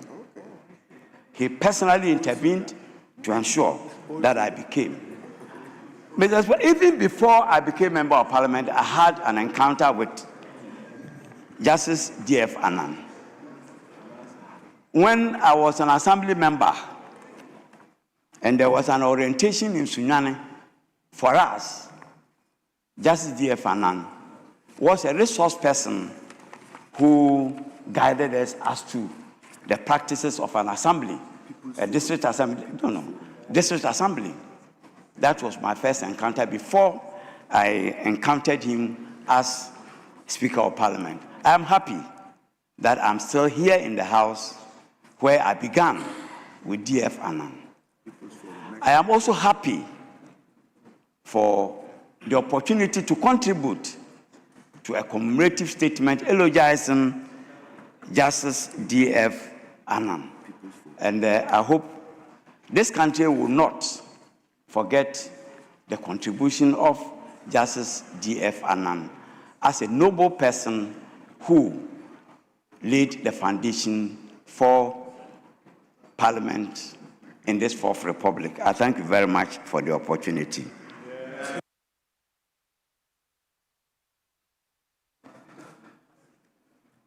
Honourable members, this evening, Parliament has done something that is both fitting and necessary. We have paused our legislative business to honor one of the architects of this institution and one of the great constitutional statesmen of our republic. I wish to thank the majority leader for his comprehensive statement and to express my appreciation to all honorable members who have contributed to today's tribute, not forgetting the honorable members who have listened to the statement and the comment with kind attention. The contributions from the House have demonstrated that the legacy of the late Right Honorable Justice Daniel Francis Kwepe Annan transcends political parties and generation of parliament. Honourable members, Justice Annan belongs to the rare generation of national leaders whose public service cannot be confined to a single institution. He served with distinction in the legal service. He served with honor in the judiciary. He served the nation in the executives with dignity. He guided Ghana through one of the most important periods of our democratic transition. He became the first Speaker of the Parliament under the Fourth Republic and helped lay the institutional foundation upon which this Parliament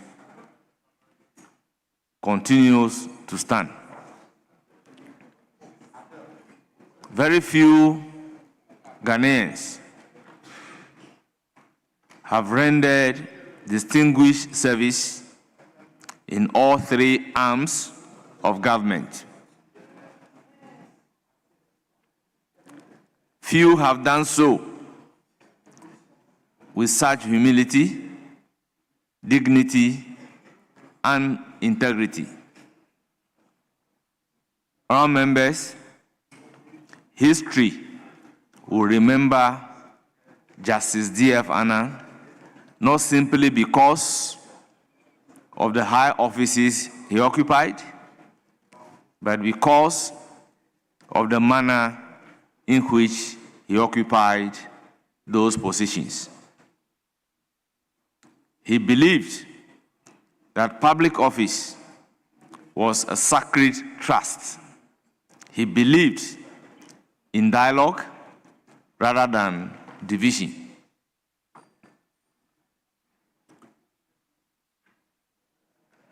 He believed that institutions are strengthened by the fairness rather than partisanship. He believed that constitutional democracy must serve the people. Those words remain a challenge to all of us who have been entrusted with public office. It reminds us that democracy is not merely about elections. It is about improving the lives of our people. It is about building institutions that command public confidence. It is about ensuring that freedom is accompanied by opportunity, justice, and development. Honourable members, Justice Annan also demonstrated something that is sometimes overlooked. He showed that even during periods of political disagreement, dialogue remained possible. He earned the confidence of people with different political convictions because he placed Ghana above political interests. He became a bridge where others saw a division. That is perhaps one of the greatest lessons this life offers to us today. As Parliament continues to discharge its constitutional responsibilities, we must preserve that spirit of constructive engagement, mutual respect, and commitment to the national interest. As the current occupant of the office of Speaker, I am particularly conscious of the debt that every Speaker of the Fourth Republic owes to Justice D.F. Annan. He was the first.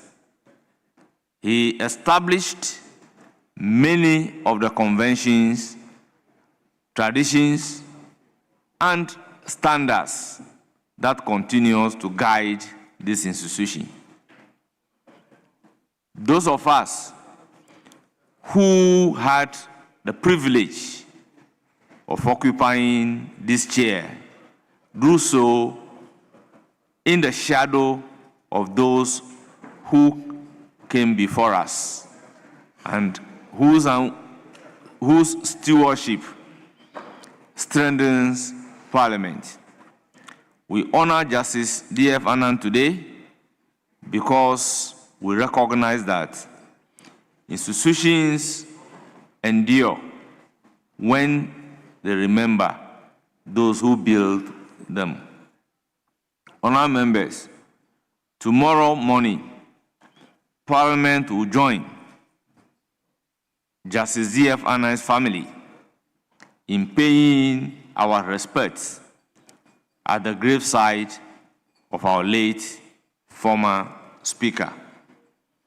Later in the day, Parliament will host the Justice D.F. Anan Memorial Lecture in the auditorium that proudly bear his name, D.F. Anan Auditorium.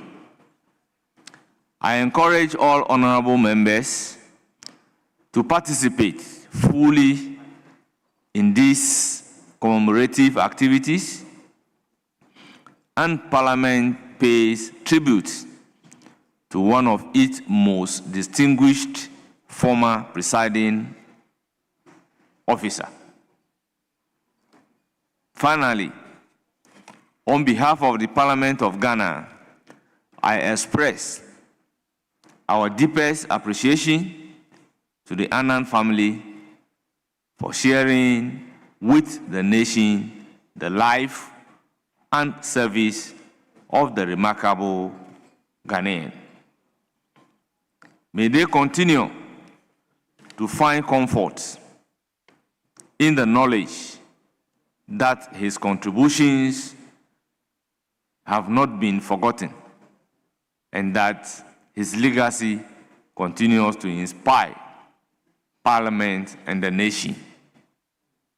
Honourable members, I now invite the House to rise and observe 1 minute silence in memory of the late Right Honourable Justice Daniel Francis Kwepe Annan, former Speaker of Parliament, eminent jurist, constitutional statesman, and patriot.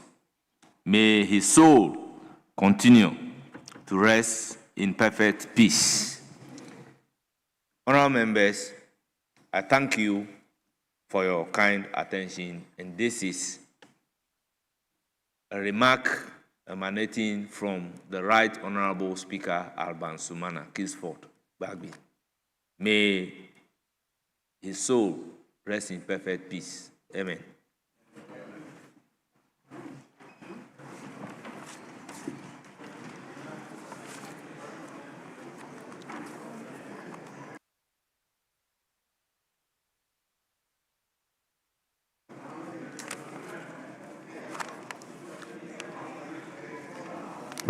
Honourable members, we are turning to page 15 and to proceed with the National Defence University Ghana Bill 2026. So, National Defence University Ghana Bill 2026 at consideration stage.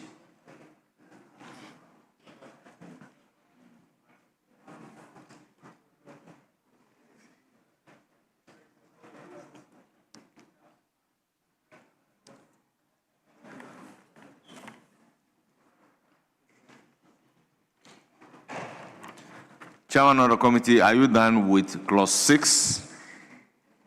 Mr. Speaker, we are here to conclude the discussion on it. Very well. Then we move straight to clause 20. Composition of the academic board. Chairman of the committee. Mr. Speaker, we ended at 18 yesterday. So we did 19. Yeah. We did 19. So you may move amendment numbered V at page 17 of today's order paper. Mr. Speaker, clause 20.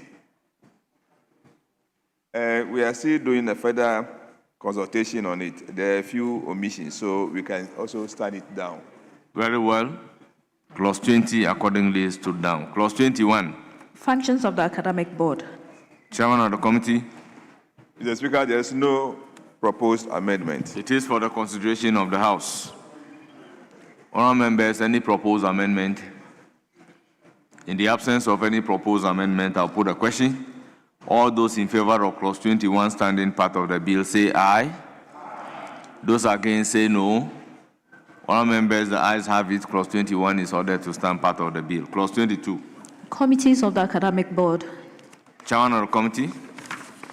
Mr. Speaker, proposed amendment, sub-clause 1, delete and insert the following, as advertised in today's order paper at page 17. I so move. All members, the proposed amendment by the chairman of the committee is for the consideration of the House. Any further amendment? In the absence of any further amendment, all members have put a question. Those in favor of the proposed amendment by the chairman of the committee to clause 22, say aye. Those against say no. The ayes have it. Clause 22. The proposed amendment to clause 22 by the chairman of the committee is ordered to stand part of the bill. Now I put a question on entire clause 22 in the absence of any further amendments. Those in favor say aye. Those against say no. The ayes have it. Clause 22 is ordered to stand part of the bill. Clause 23. The Registrar. Chairman of the committee. Mr. Speaker, amendment proposed to clause 23, sub-clause 3, delete and insert the following, as advertised in today's order paper at page 17. All members, the proposed amendment to clause 23 is for the consideration of the House. Any further amendment? In the absence of any further amendment, I'll put a question. Those in favor say aye. Those against say no. The ayes have it. Clause 23. The proposal to clause 23 by the chairman of the committee is ordered to stand part of the bill. I will then put a question on entire clause 23 in the absence of any further amendments. Those in favor say aye. Those against say no. The ayes have it. Clause 23 is ordered to stand part of the bill. Clause 24. Director of Finance. Chairman of the committee. Mr. Speaker, amendment proposed clause 24, sub-clause 3. After sub-clause 3, insert the following new clause as advertised on page 18 of today's order paper. I so move. All members, the proposed amendment by the chairman of the committee is for your consideration. Any further amendments? In the absence of any further amendment, I'll put a question. Those in favor of the proposed amendment say aye. Those against say no. The ayes have it. The proposed amendment by the chairman of the committee is ordered to stand part of the bill. Honourable members, I'll put a question to entire clause 24 as amended in the absence of any further amendment. Those in favor say aye. Those against say no. The ayes have it. Clause 24 as amended is ordered to stand part of the bill. Clause 25. Appointments of other staff. Chairman of the committee. Mr. Speaker, amendment proposed, clause 25, delete and insert the following, as advertised on page 18 of today's order paper. I so All move. members, it is for your consideration. Any further amendment? In the absence of any further amendment, I'll put a question to the chairman's proposed amendment to clause 25. Those in favor say aye. Those against say no. The ayes have it. The proposed amendment to clause 25 is ordered to stand part of the bill. I'll put a question on entire clause 25. Those in favor say aye. Those against say no. Honourable members, clause 25 as amended is ordered to stand part of the bill. Clause 26. Internal organization of the university. Chairman of the committee. Mr. Speaker, amendment proposed, clause 26, sub-clause 1, paragraph A, sub-paragraph II, delete faculties and insert constituent colleges. I so move. All members, the proposed amendment is for the consideration of the House. Any further amendment? In the absence of any further amendment, I'll put a question. Those in favor of the amendment proposed by the chairman of the committee say aye. Those against say no. The ayes have it. The proposed amendment is ordered to stand part of the bill. I will then put a question on entire clause 26 in the absence of any further amendment. Those in favor of clause 26 as amended say aye. Those against say no. The ayes have it. Clause 26 as amended is ordered to stand part of the bill. Clause 27. Funds of the university. Mr. Speaker, we wish to stand it down for further consultation. Very well. Clause 27 stood down.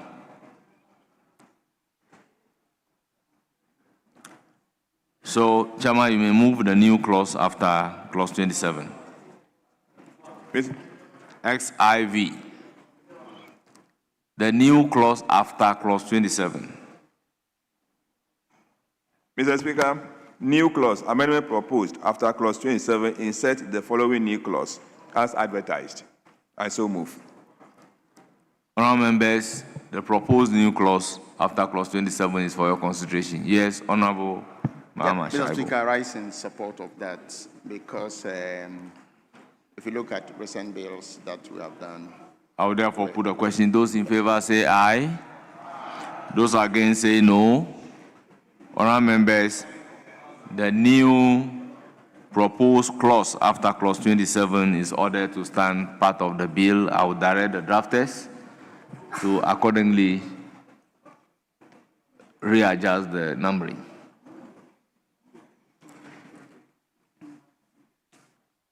Honourable members, clause 28. Chairman of clause 28. Internal Audit Unit. Chairman of the committee. Mr. Speaker, no proposed amendments. It is for the consideration of the House. Honourable members, any proposed amendment to clause 28? In the absence of any proposed amendment to clause 28, I will put a question. Those in favor say aye. Those against say no. The ayes have it. Clause 28 is ordered to stand part of the bill. Clause 29. Accounts and Audit. Chairman of the committee. Mr. Speaker, no proposed amendments. It is for the consideration of the House. Honourable members, any proposed amendment to clause 29? In the absence of any proposed amendment, I will put a question. As many as are in favor of clause 29, standing part of the bill, say aye.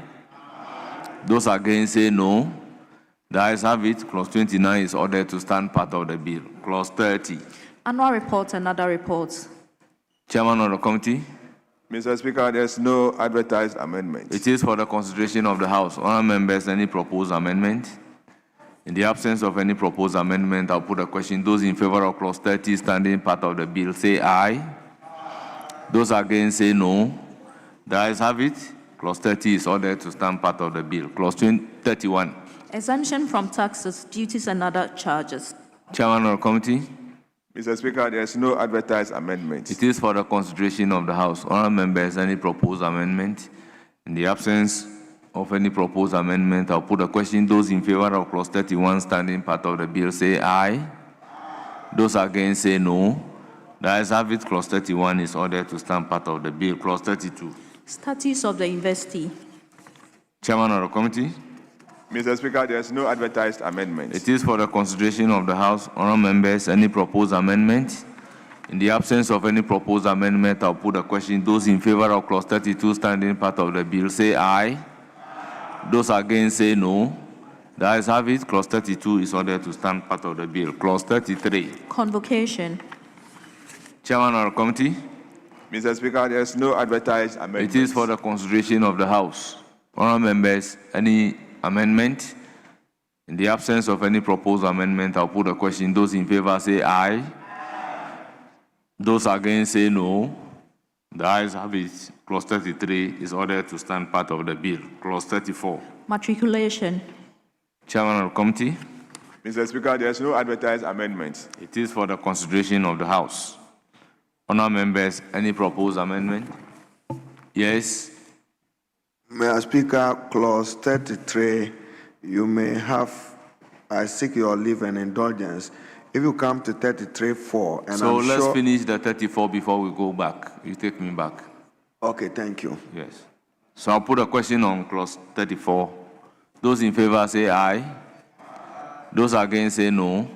The ayes have it. Clause 34 is ordered to stand part of the bill. Now, you can take me back to clause 34. Mr. Speaker, yesterday, we deleted president of the university for vice chancellor of the university. So just for you to direct consequentially. So I've given for the the consequential record today. directives. Thank you, Mr. That Speaker. everywhere you see president is vice chancellor. As it appears Everywhere in you see vice 33.4. president, it is pro vice chancellor. Thank you, Mr. Speaker. Yes. So it takes consequential effect. Having drawn our attention to that, then I will again put a question on clause 33. Those in favor say aye. Those against say no. The ayes have it. The clause 33 as consequentially amended is ordered to stand part of the bill. Clause 35. Congregation. Chairman of the committee. Mr. Speaker, there is no advertised amendment. It is for the consideration of the House. Honourable members, any proposed amendment to clause 35? In the absence of any proposed amendment, I'll put a question. Those in favor say aye. Those against say no. The ayes have it. Clause 35 is ordered to stand part of the bill. Clause 36. Student governance. Chairman of the committee. Mr. Speaker, there is no proposed amendment. It is for the consideration of the House. Yes, Honorable Mahama Shaibu. Speaker, just to, there shall be, the university shall have a student representative council made up of graduates and undergraduates. I can hear you. Speaker, just finding out if the university is going to train only graduates and undergraduates.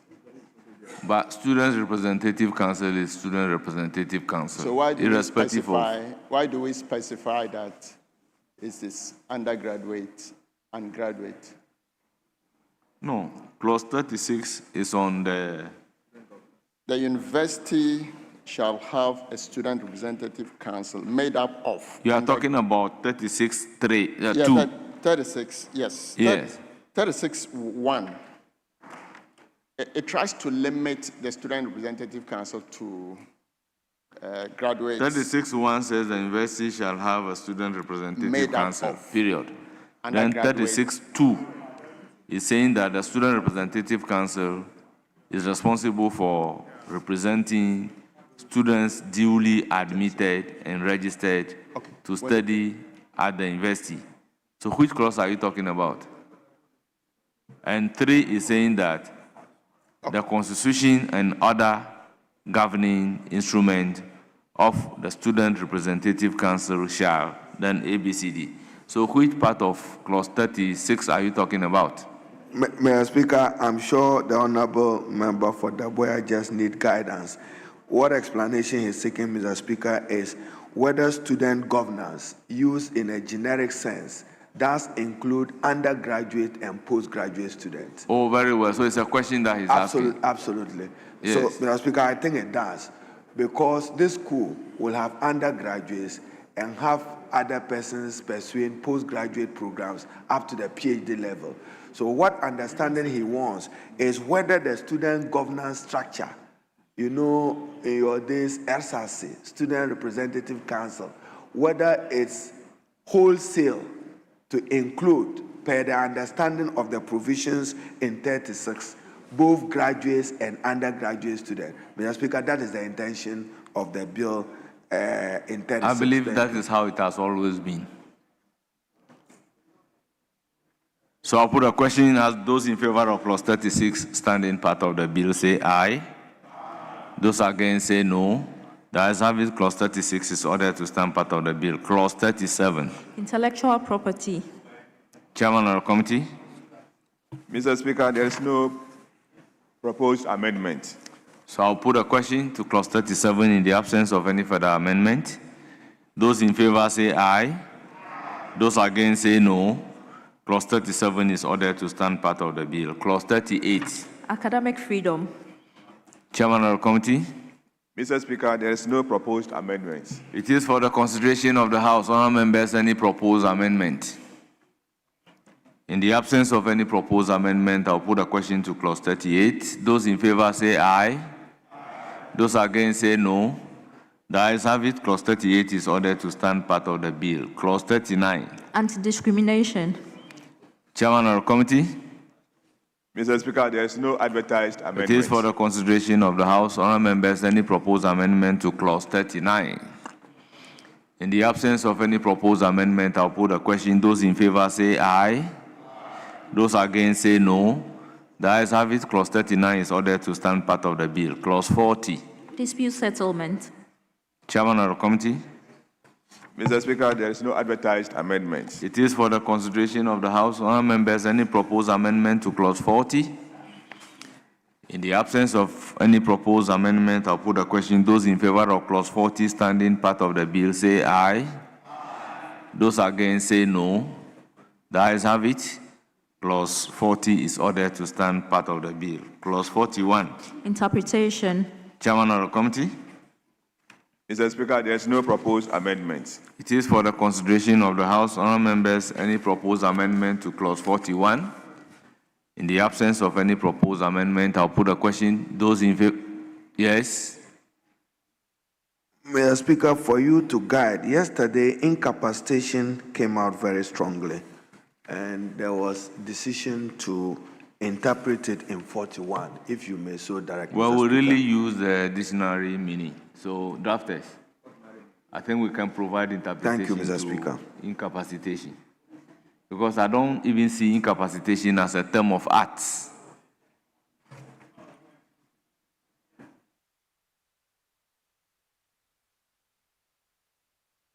Not a term of art, so there's no need providing interpretation for it.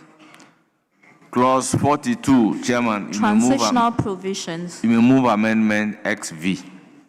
Yeah, Mr. Speaker, proposed amendment to clause 42. Sub clauses 1, 2, 3, and 4. Delete. I so move. Honourable members, the proposed amendment is for the consideration of the House. Any further amendment? I'll put a question. Those in favor of the proposed amendment say aye. Those against say no. The ayes have it.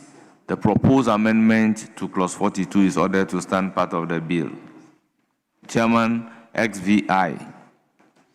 Still on clause 42. Amendment proposed. After clause 4, insert the following new subclause as advertised in today's order paper on page 19. I so move. Honourable members, the proposed amendment is for your consideration. Any further amendment to clause 42, a transitional provision? Yes. Honourable Shaibu. No, so can do. Mr. Speaker, my proposal is that the new subclause should rather come at the end of subclause 7. Which new subclause? The new subclause for 42. It looks omnibus. And so if we could drop it to the... We are now on 42. Yes, 42. Yes. Exactly 42. Yes. Yes. The new amendment after subclause 4. Yes. Insert the following. Instead of So after this is 4. not a new clause. It's still part of clause 42. But they are proposing that it should come after subclause 4. Yes. My further proposal is that it should be the last subclause. What is the rationale? It stands as an omnibus sort of clause, if you read it. And so the substantive one should come, then it comes in as an omnibus clause. Well, if it is a rearrangement and numbering, I'll direct the drafters to look at very well the suitability or other ways of your proposal. So the drafters are accordingly directed. Yes. So we are still on clause 44, XVI. Chairman of the committee. Mr. Speaker, 42. Amendment proposed. Subclause 8. Delete. I so move. Honourable members, the proposal is to delete subclause 8.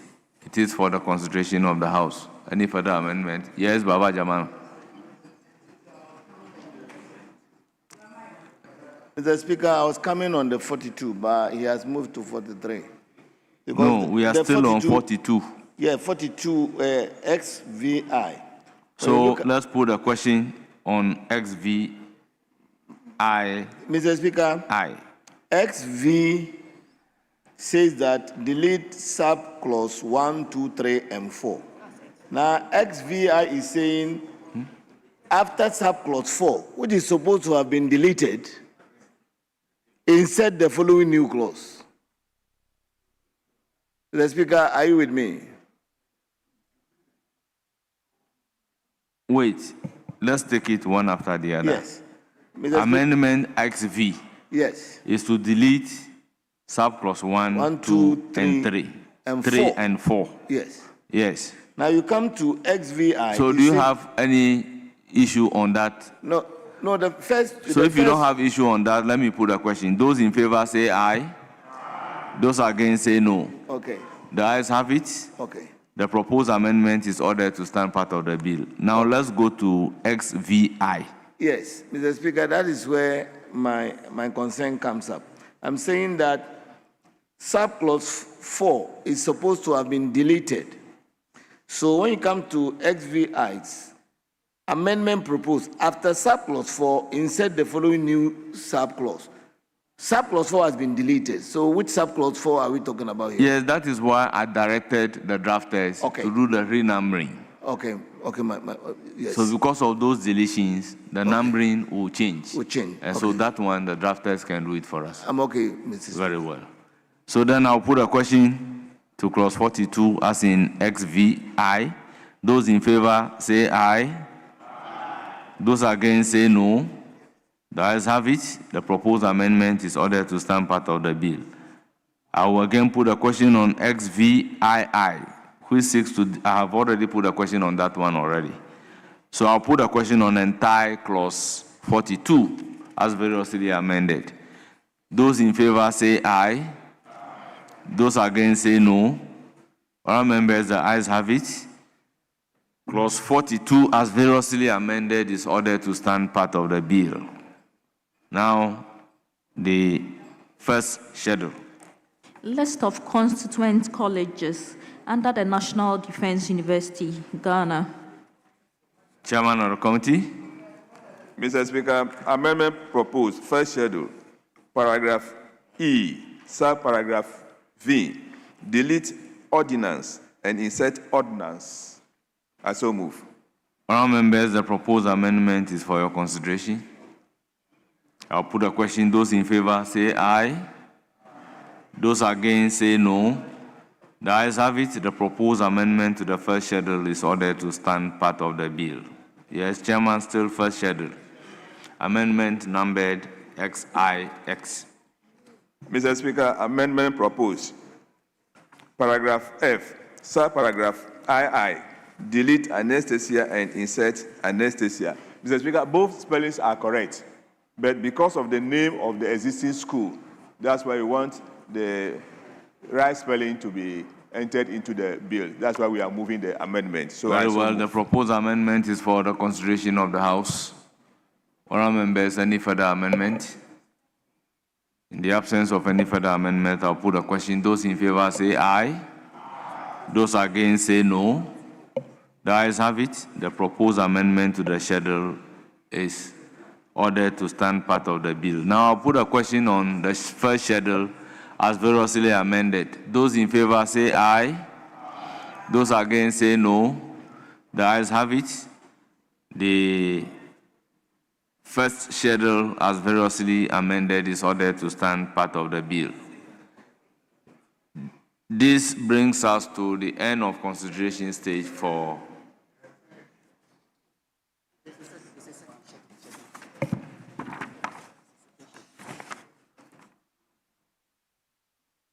very well.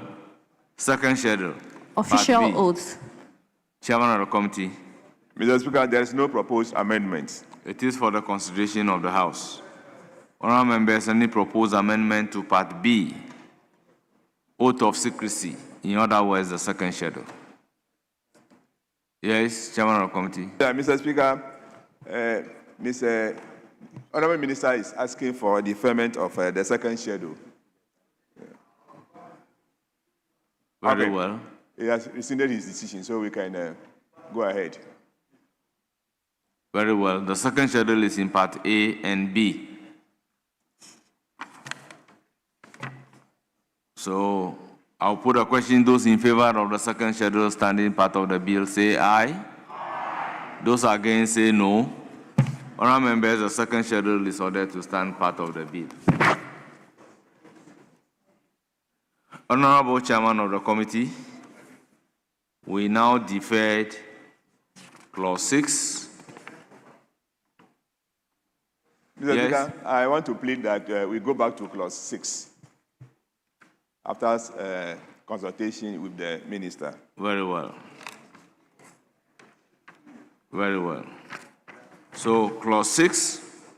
Mr. Speaker, I have asked Chairman, when I appeared before the committee, there was profound interest of your committee in the composition of the Governing Council of the University. And Mr. Speaker, as I indicated earlier, this is a university which will also have a responsibility for the management of statecraft. And therefore, the policy position was for the Minister for Defense to chair the Governing Council. But Mr. Speaker, we know that the qualification to be minister is Article 94. A certain president may decide not to appoint a person with strong academic background to that university. What happened in such instance, as it may be the case? Mr. Speaker, in other jurisdictions like the United States of America, this university, because it's a holding university with constituent colleges, and particularly in Ghana, you have the Military Academy Kofi Annan Peacekeeping Center. It was proposed that the Chief of Defense Staff, because of his high standing within the military, as the head of the institution, could chair this. Mr. Speaker, I want to be guided by the debate so that tomorrow I can consult further. I have already related to the acting Minister for Defense, but this is a matter that we may have to clear with the President of the Republic. But I'll be happy to get the sense of this House as to how the council should be constituted. So 5(1)(a), Mr. Speaker, our policy position was to the Minister for Defense, but at committee level, I suffered some opposition, and I'm open to hear what colleagues and members may say to the composition of the University Council. So let me rest it here, Mr. Speaker, and may even take guidance from you on the seat there, what we do with it. I thank you. So, what is your proposed amendment? That's why I want to hear what the sense of the House is. Then Yes, we tomorrow, propose an amendment, probably. so I that may propose guide. that it be chaired by the Chief of Defense Staff, the CDS, as chair of the council. But Mr. So that Speaker, we the may minister further responsible for defense will Defense- then become an ordinary member. know he will still be the supervising minister. Yes, but in terms of the governing body, he will be an ordinary member. Or you want You us see, to he take cannot him sit in a completely? meeting with the Chief of Defense Staff chairing. That would be So problematic. first, the proposal is to delete A. That is what, Mr. Speaker, hear the committee, but as I said, I want And to then be when we guided. delete A, then we then say Chief of Defense Staff as the chairperson. Absolutely, Mr. Speaker. It is for the consideration of the House. Yes? So, Chairman says he will move something. He has his motion there. Very well. Very well. Let's hear the chairman. Then we can take the minister's concern on board. Yeah, Mr. Speaker, thank you very much. As the minister said, the committee was of the view that the minister responsible for defense as the chairperson was inappropriate. So the committee felt that we should delete it and insert a chairperson nominated by the president. And that was the proposed amendment by the committee or from the committee for consideration. So I so move, Mr. Speaker.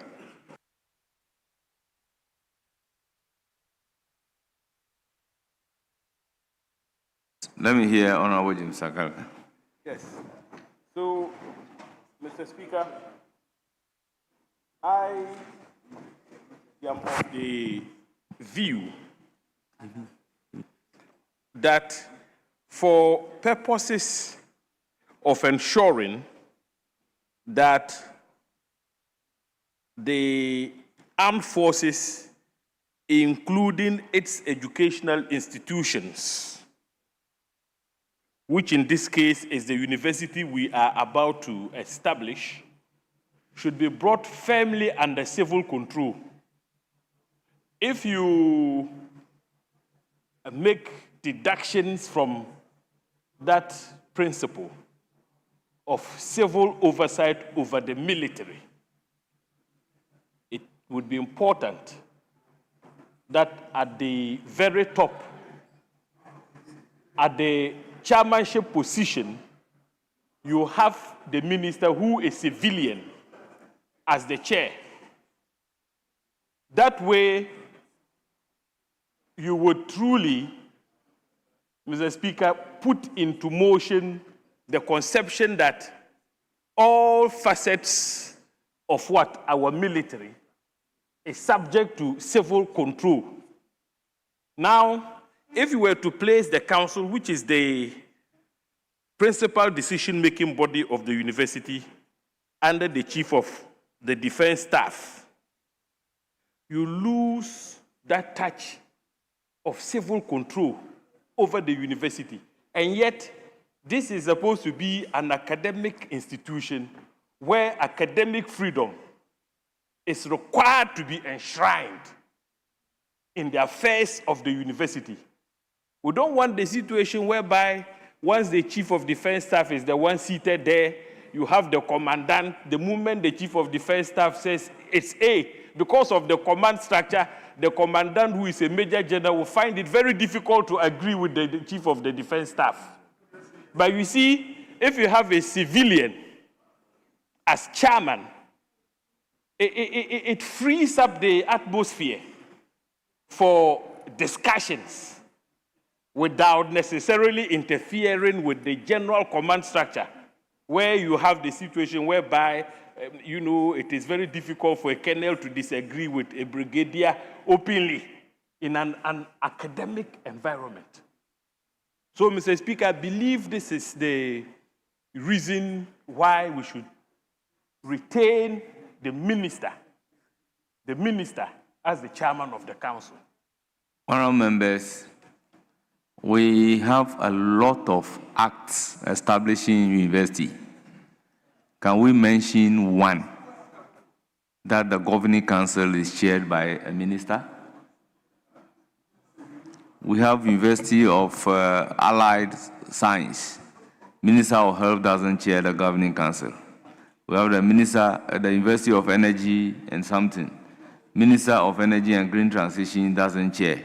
So why are we saying that the chairperson of the governing council in this case should be a minister? Mr. Speaker, you see, these are civil universities, so to speak. So you don't even have to strike any balance between ensuring that there is civil control over our armed forces. This is born out of what? Our democratic experiment. So if you equate this university to the University for Mines, etc., where you have a sector minister, and why he's not the one chairing the council, it is because it is an entirely civilian institution. But, Mr. Speaker, this particular arrangement is not done in a vacuum. Currently, we have the constituent colleges which would make up this university when the bill is passed. You have Kofi Annan. The council of Kofi Annan is actually chaired by the minister. GAFC is chaired by the minister. You see? So that is the thinking. Right now, Kofi Annan is a university. The only difference is that it doesn't award its own degrees. When you pursue a master's or a PhD at Kofi Annan, the supervising university is GIMPA. GIMPA awards the degrees. That is the only difference. But the council of Kofi Annan is chaired by the minister. So if you are now bringing all these constituent colleges together to form a full-blown university, the university council must mimic the current structure we have at the various constituent colleges, so that that level of civil control is not destroyed. It's very important. Very well, the Mr. floor Speaker. is still open. Let me hear from Honorable Baba Jamal. You see, from my colleagues' own statements, you are looking at of a civil control, which I agree entirely with you. But why should it necessarily be the minister? We may have a situation where the minister may not have the academic background to chair that council. We may have a situation. And so you give the opportunity to the president to select a suitable person to chair the council and still maintain the civil control that we want. Like other universities, because the university, even though it's under military, but civilians will attend it anyway. So if you want to maintain the civil control, then why not give the opportunity to the president to appoint somebody with the necessary background to control it? Because you are bringing about 3 or 4 institutions together. The person, you must have a suitable person to chair it. So I agree that we will go with the proposal made by the chairman. So we allow the president to appoint somebody suitable to manage that institution. Mr. Speaker, thank you. Yes, let me hear Honorable Muhammad Shaib.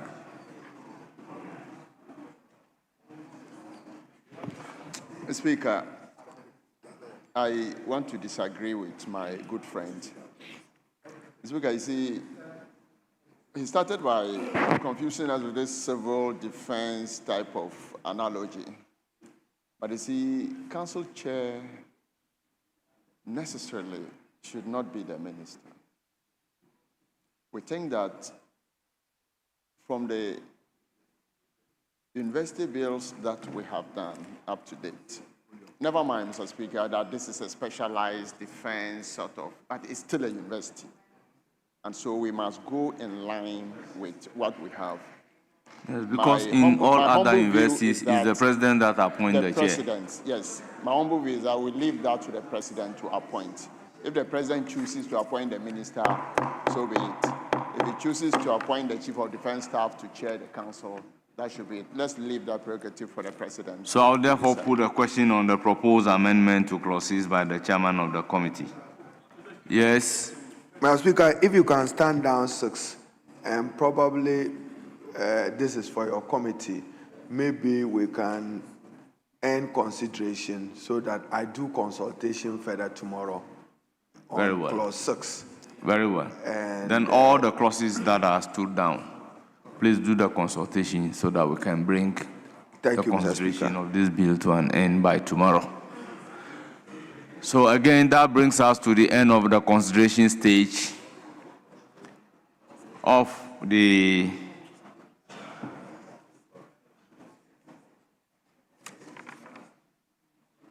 National Defense University Ghana Bill 2026 for today.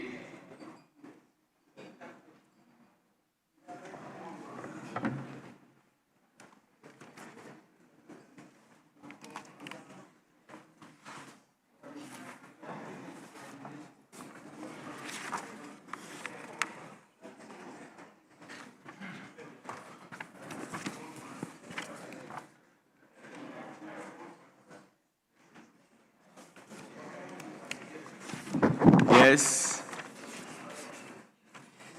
Honourable members, as a matter of fact, we have exceeded 5 hours, so it is within my hands to have the House adjourn, having been fortified by Standing Order 56.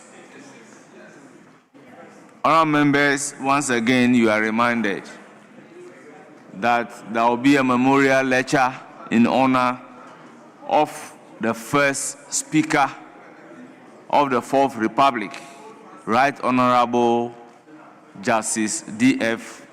Annan. at the auditorium, and all honorable members are cordially invited. The program is slated for 11:30. The clerk, is that the case? Is it 11 or 11:30?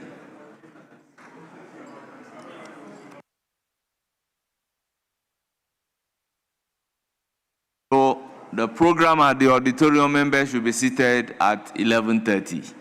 In view of that, we cannot adjourn to 12 o'clock. We would adjourn to 2 o'clock.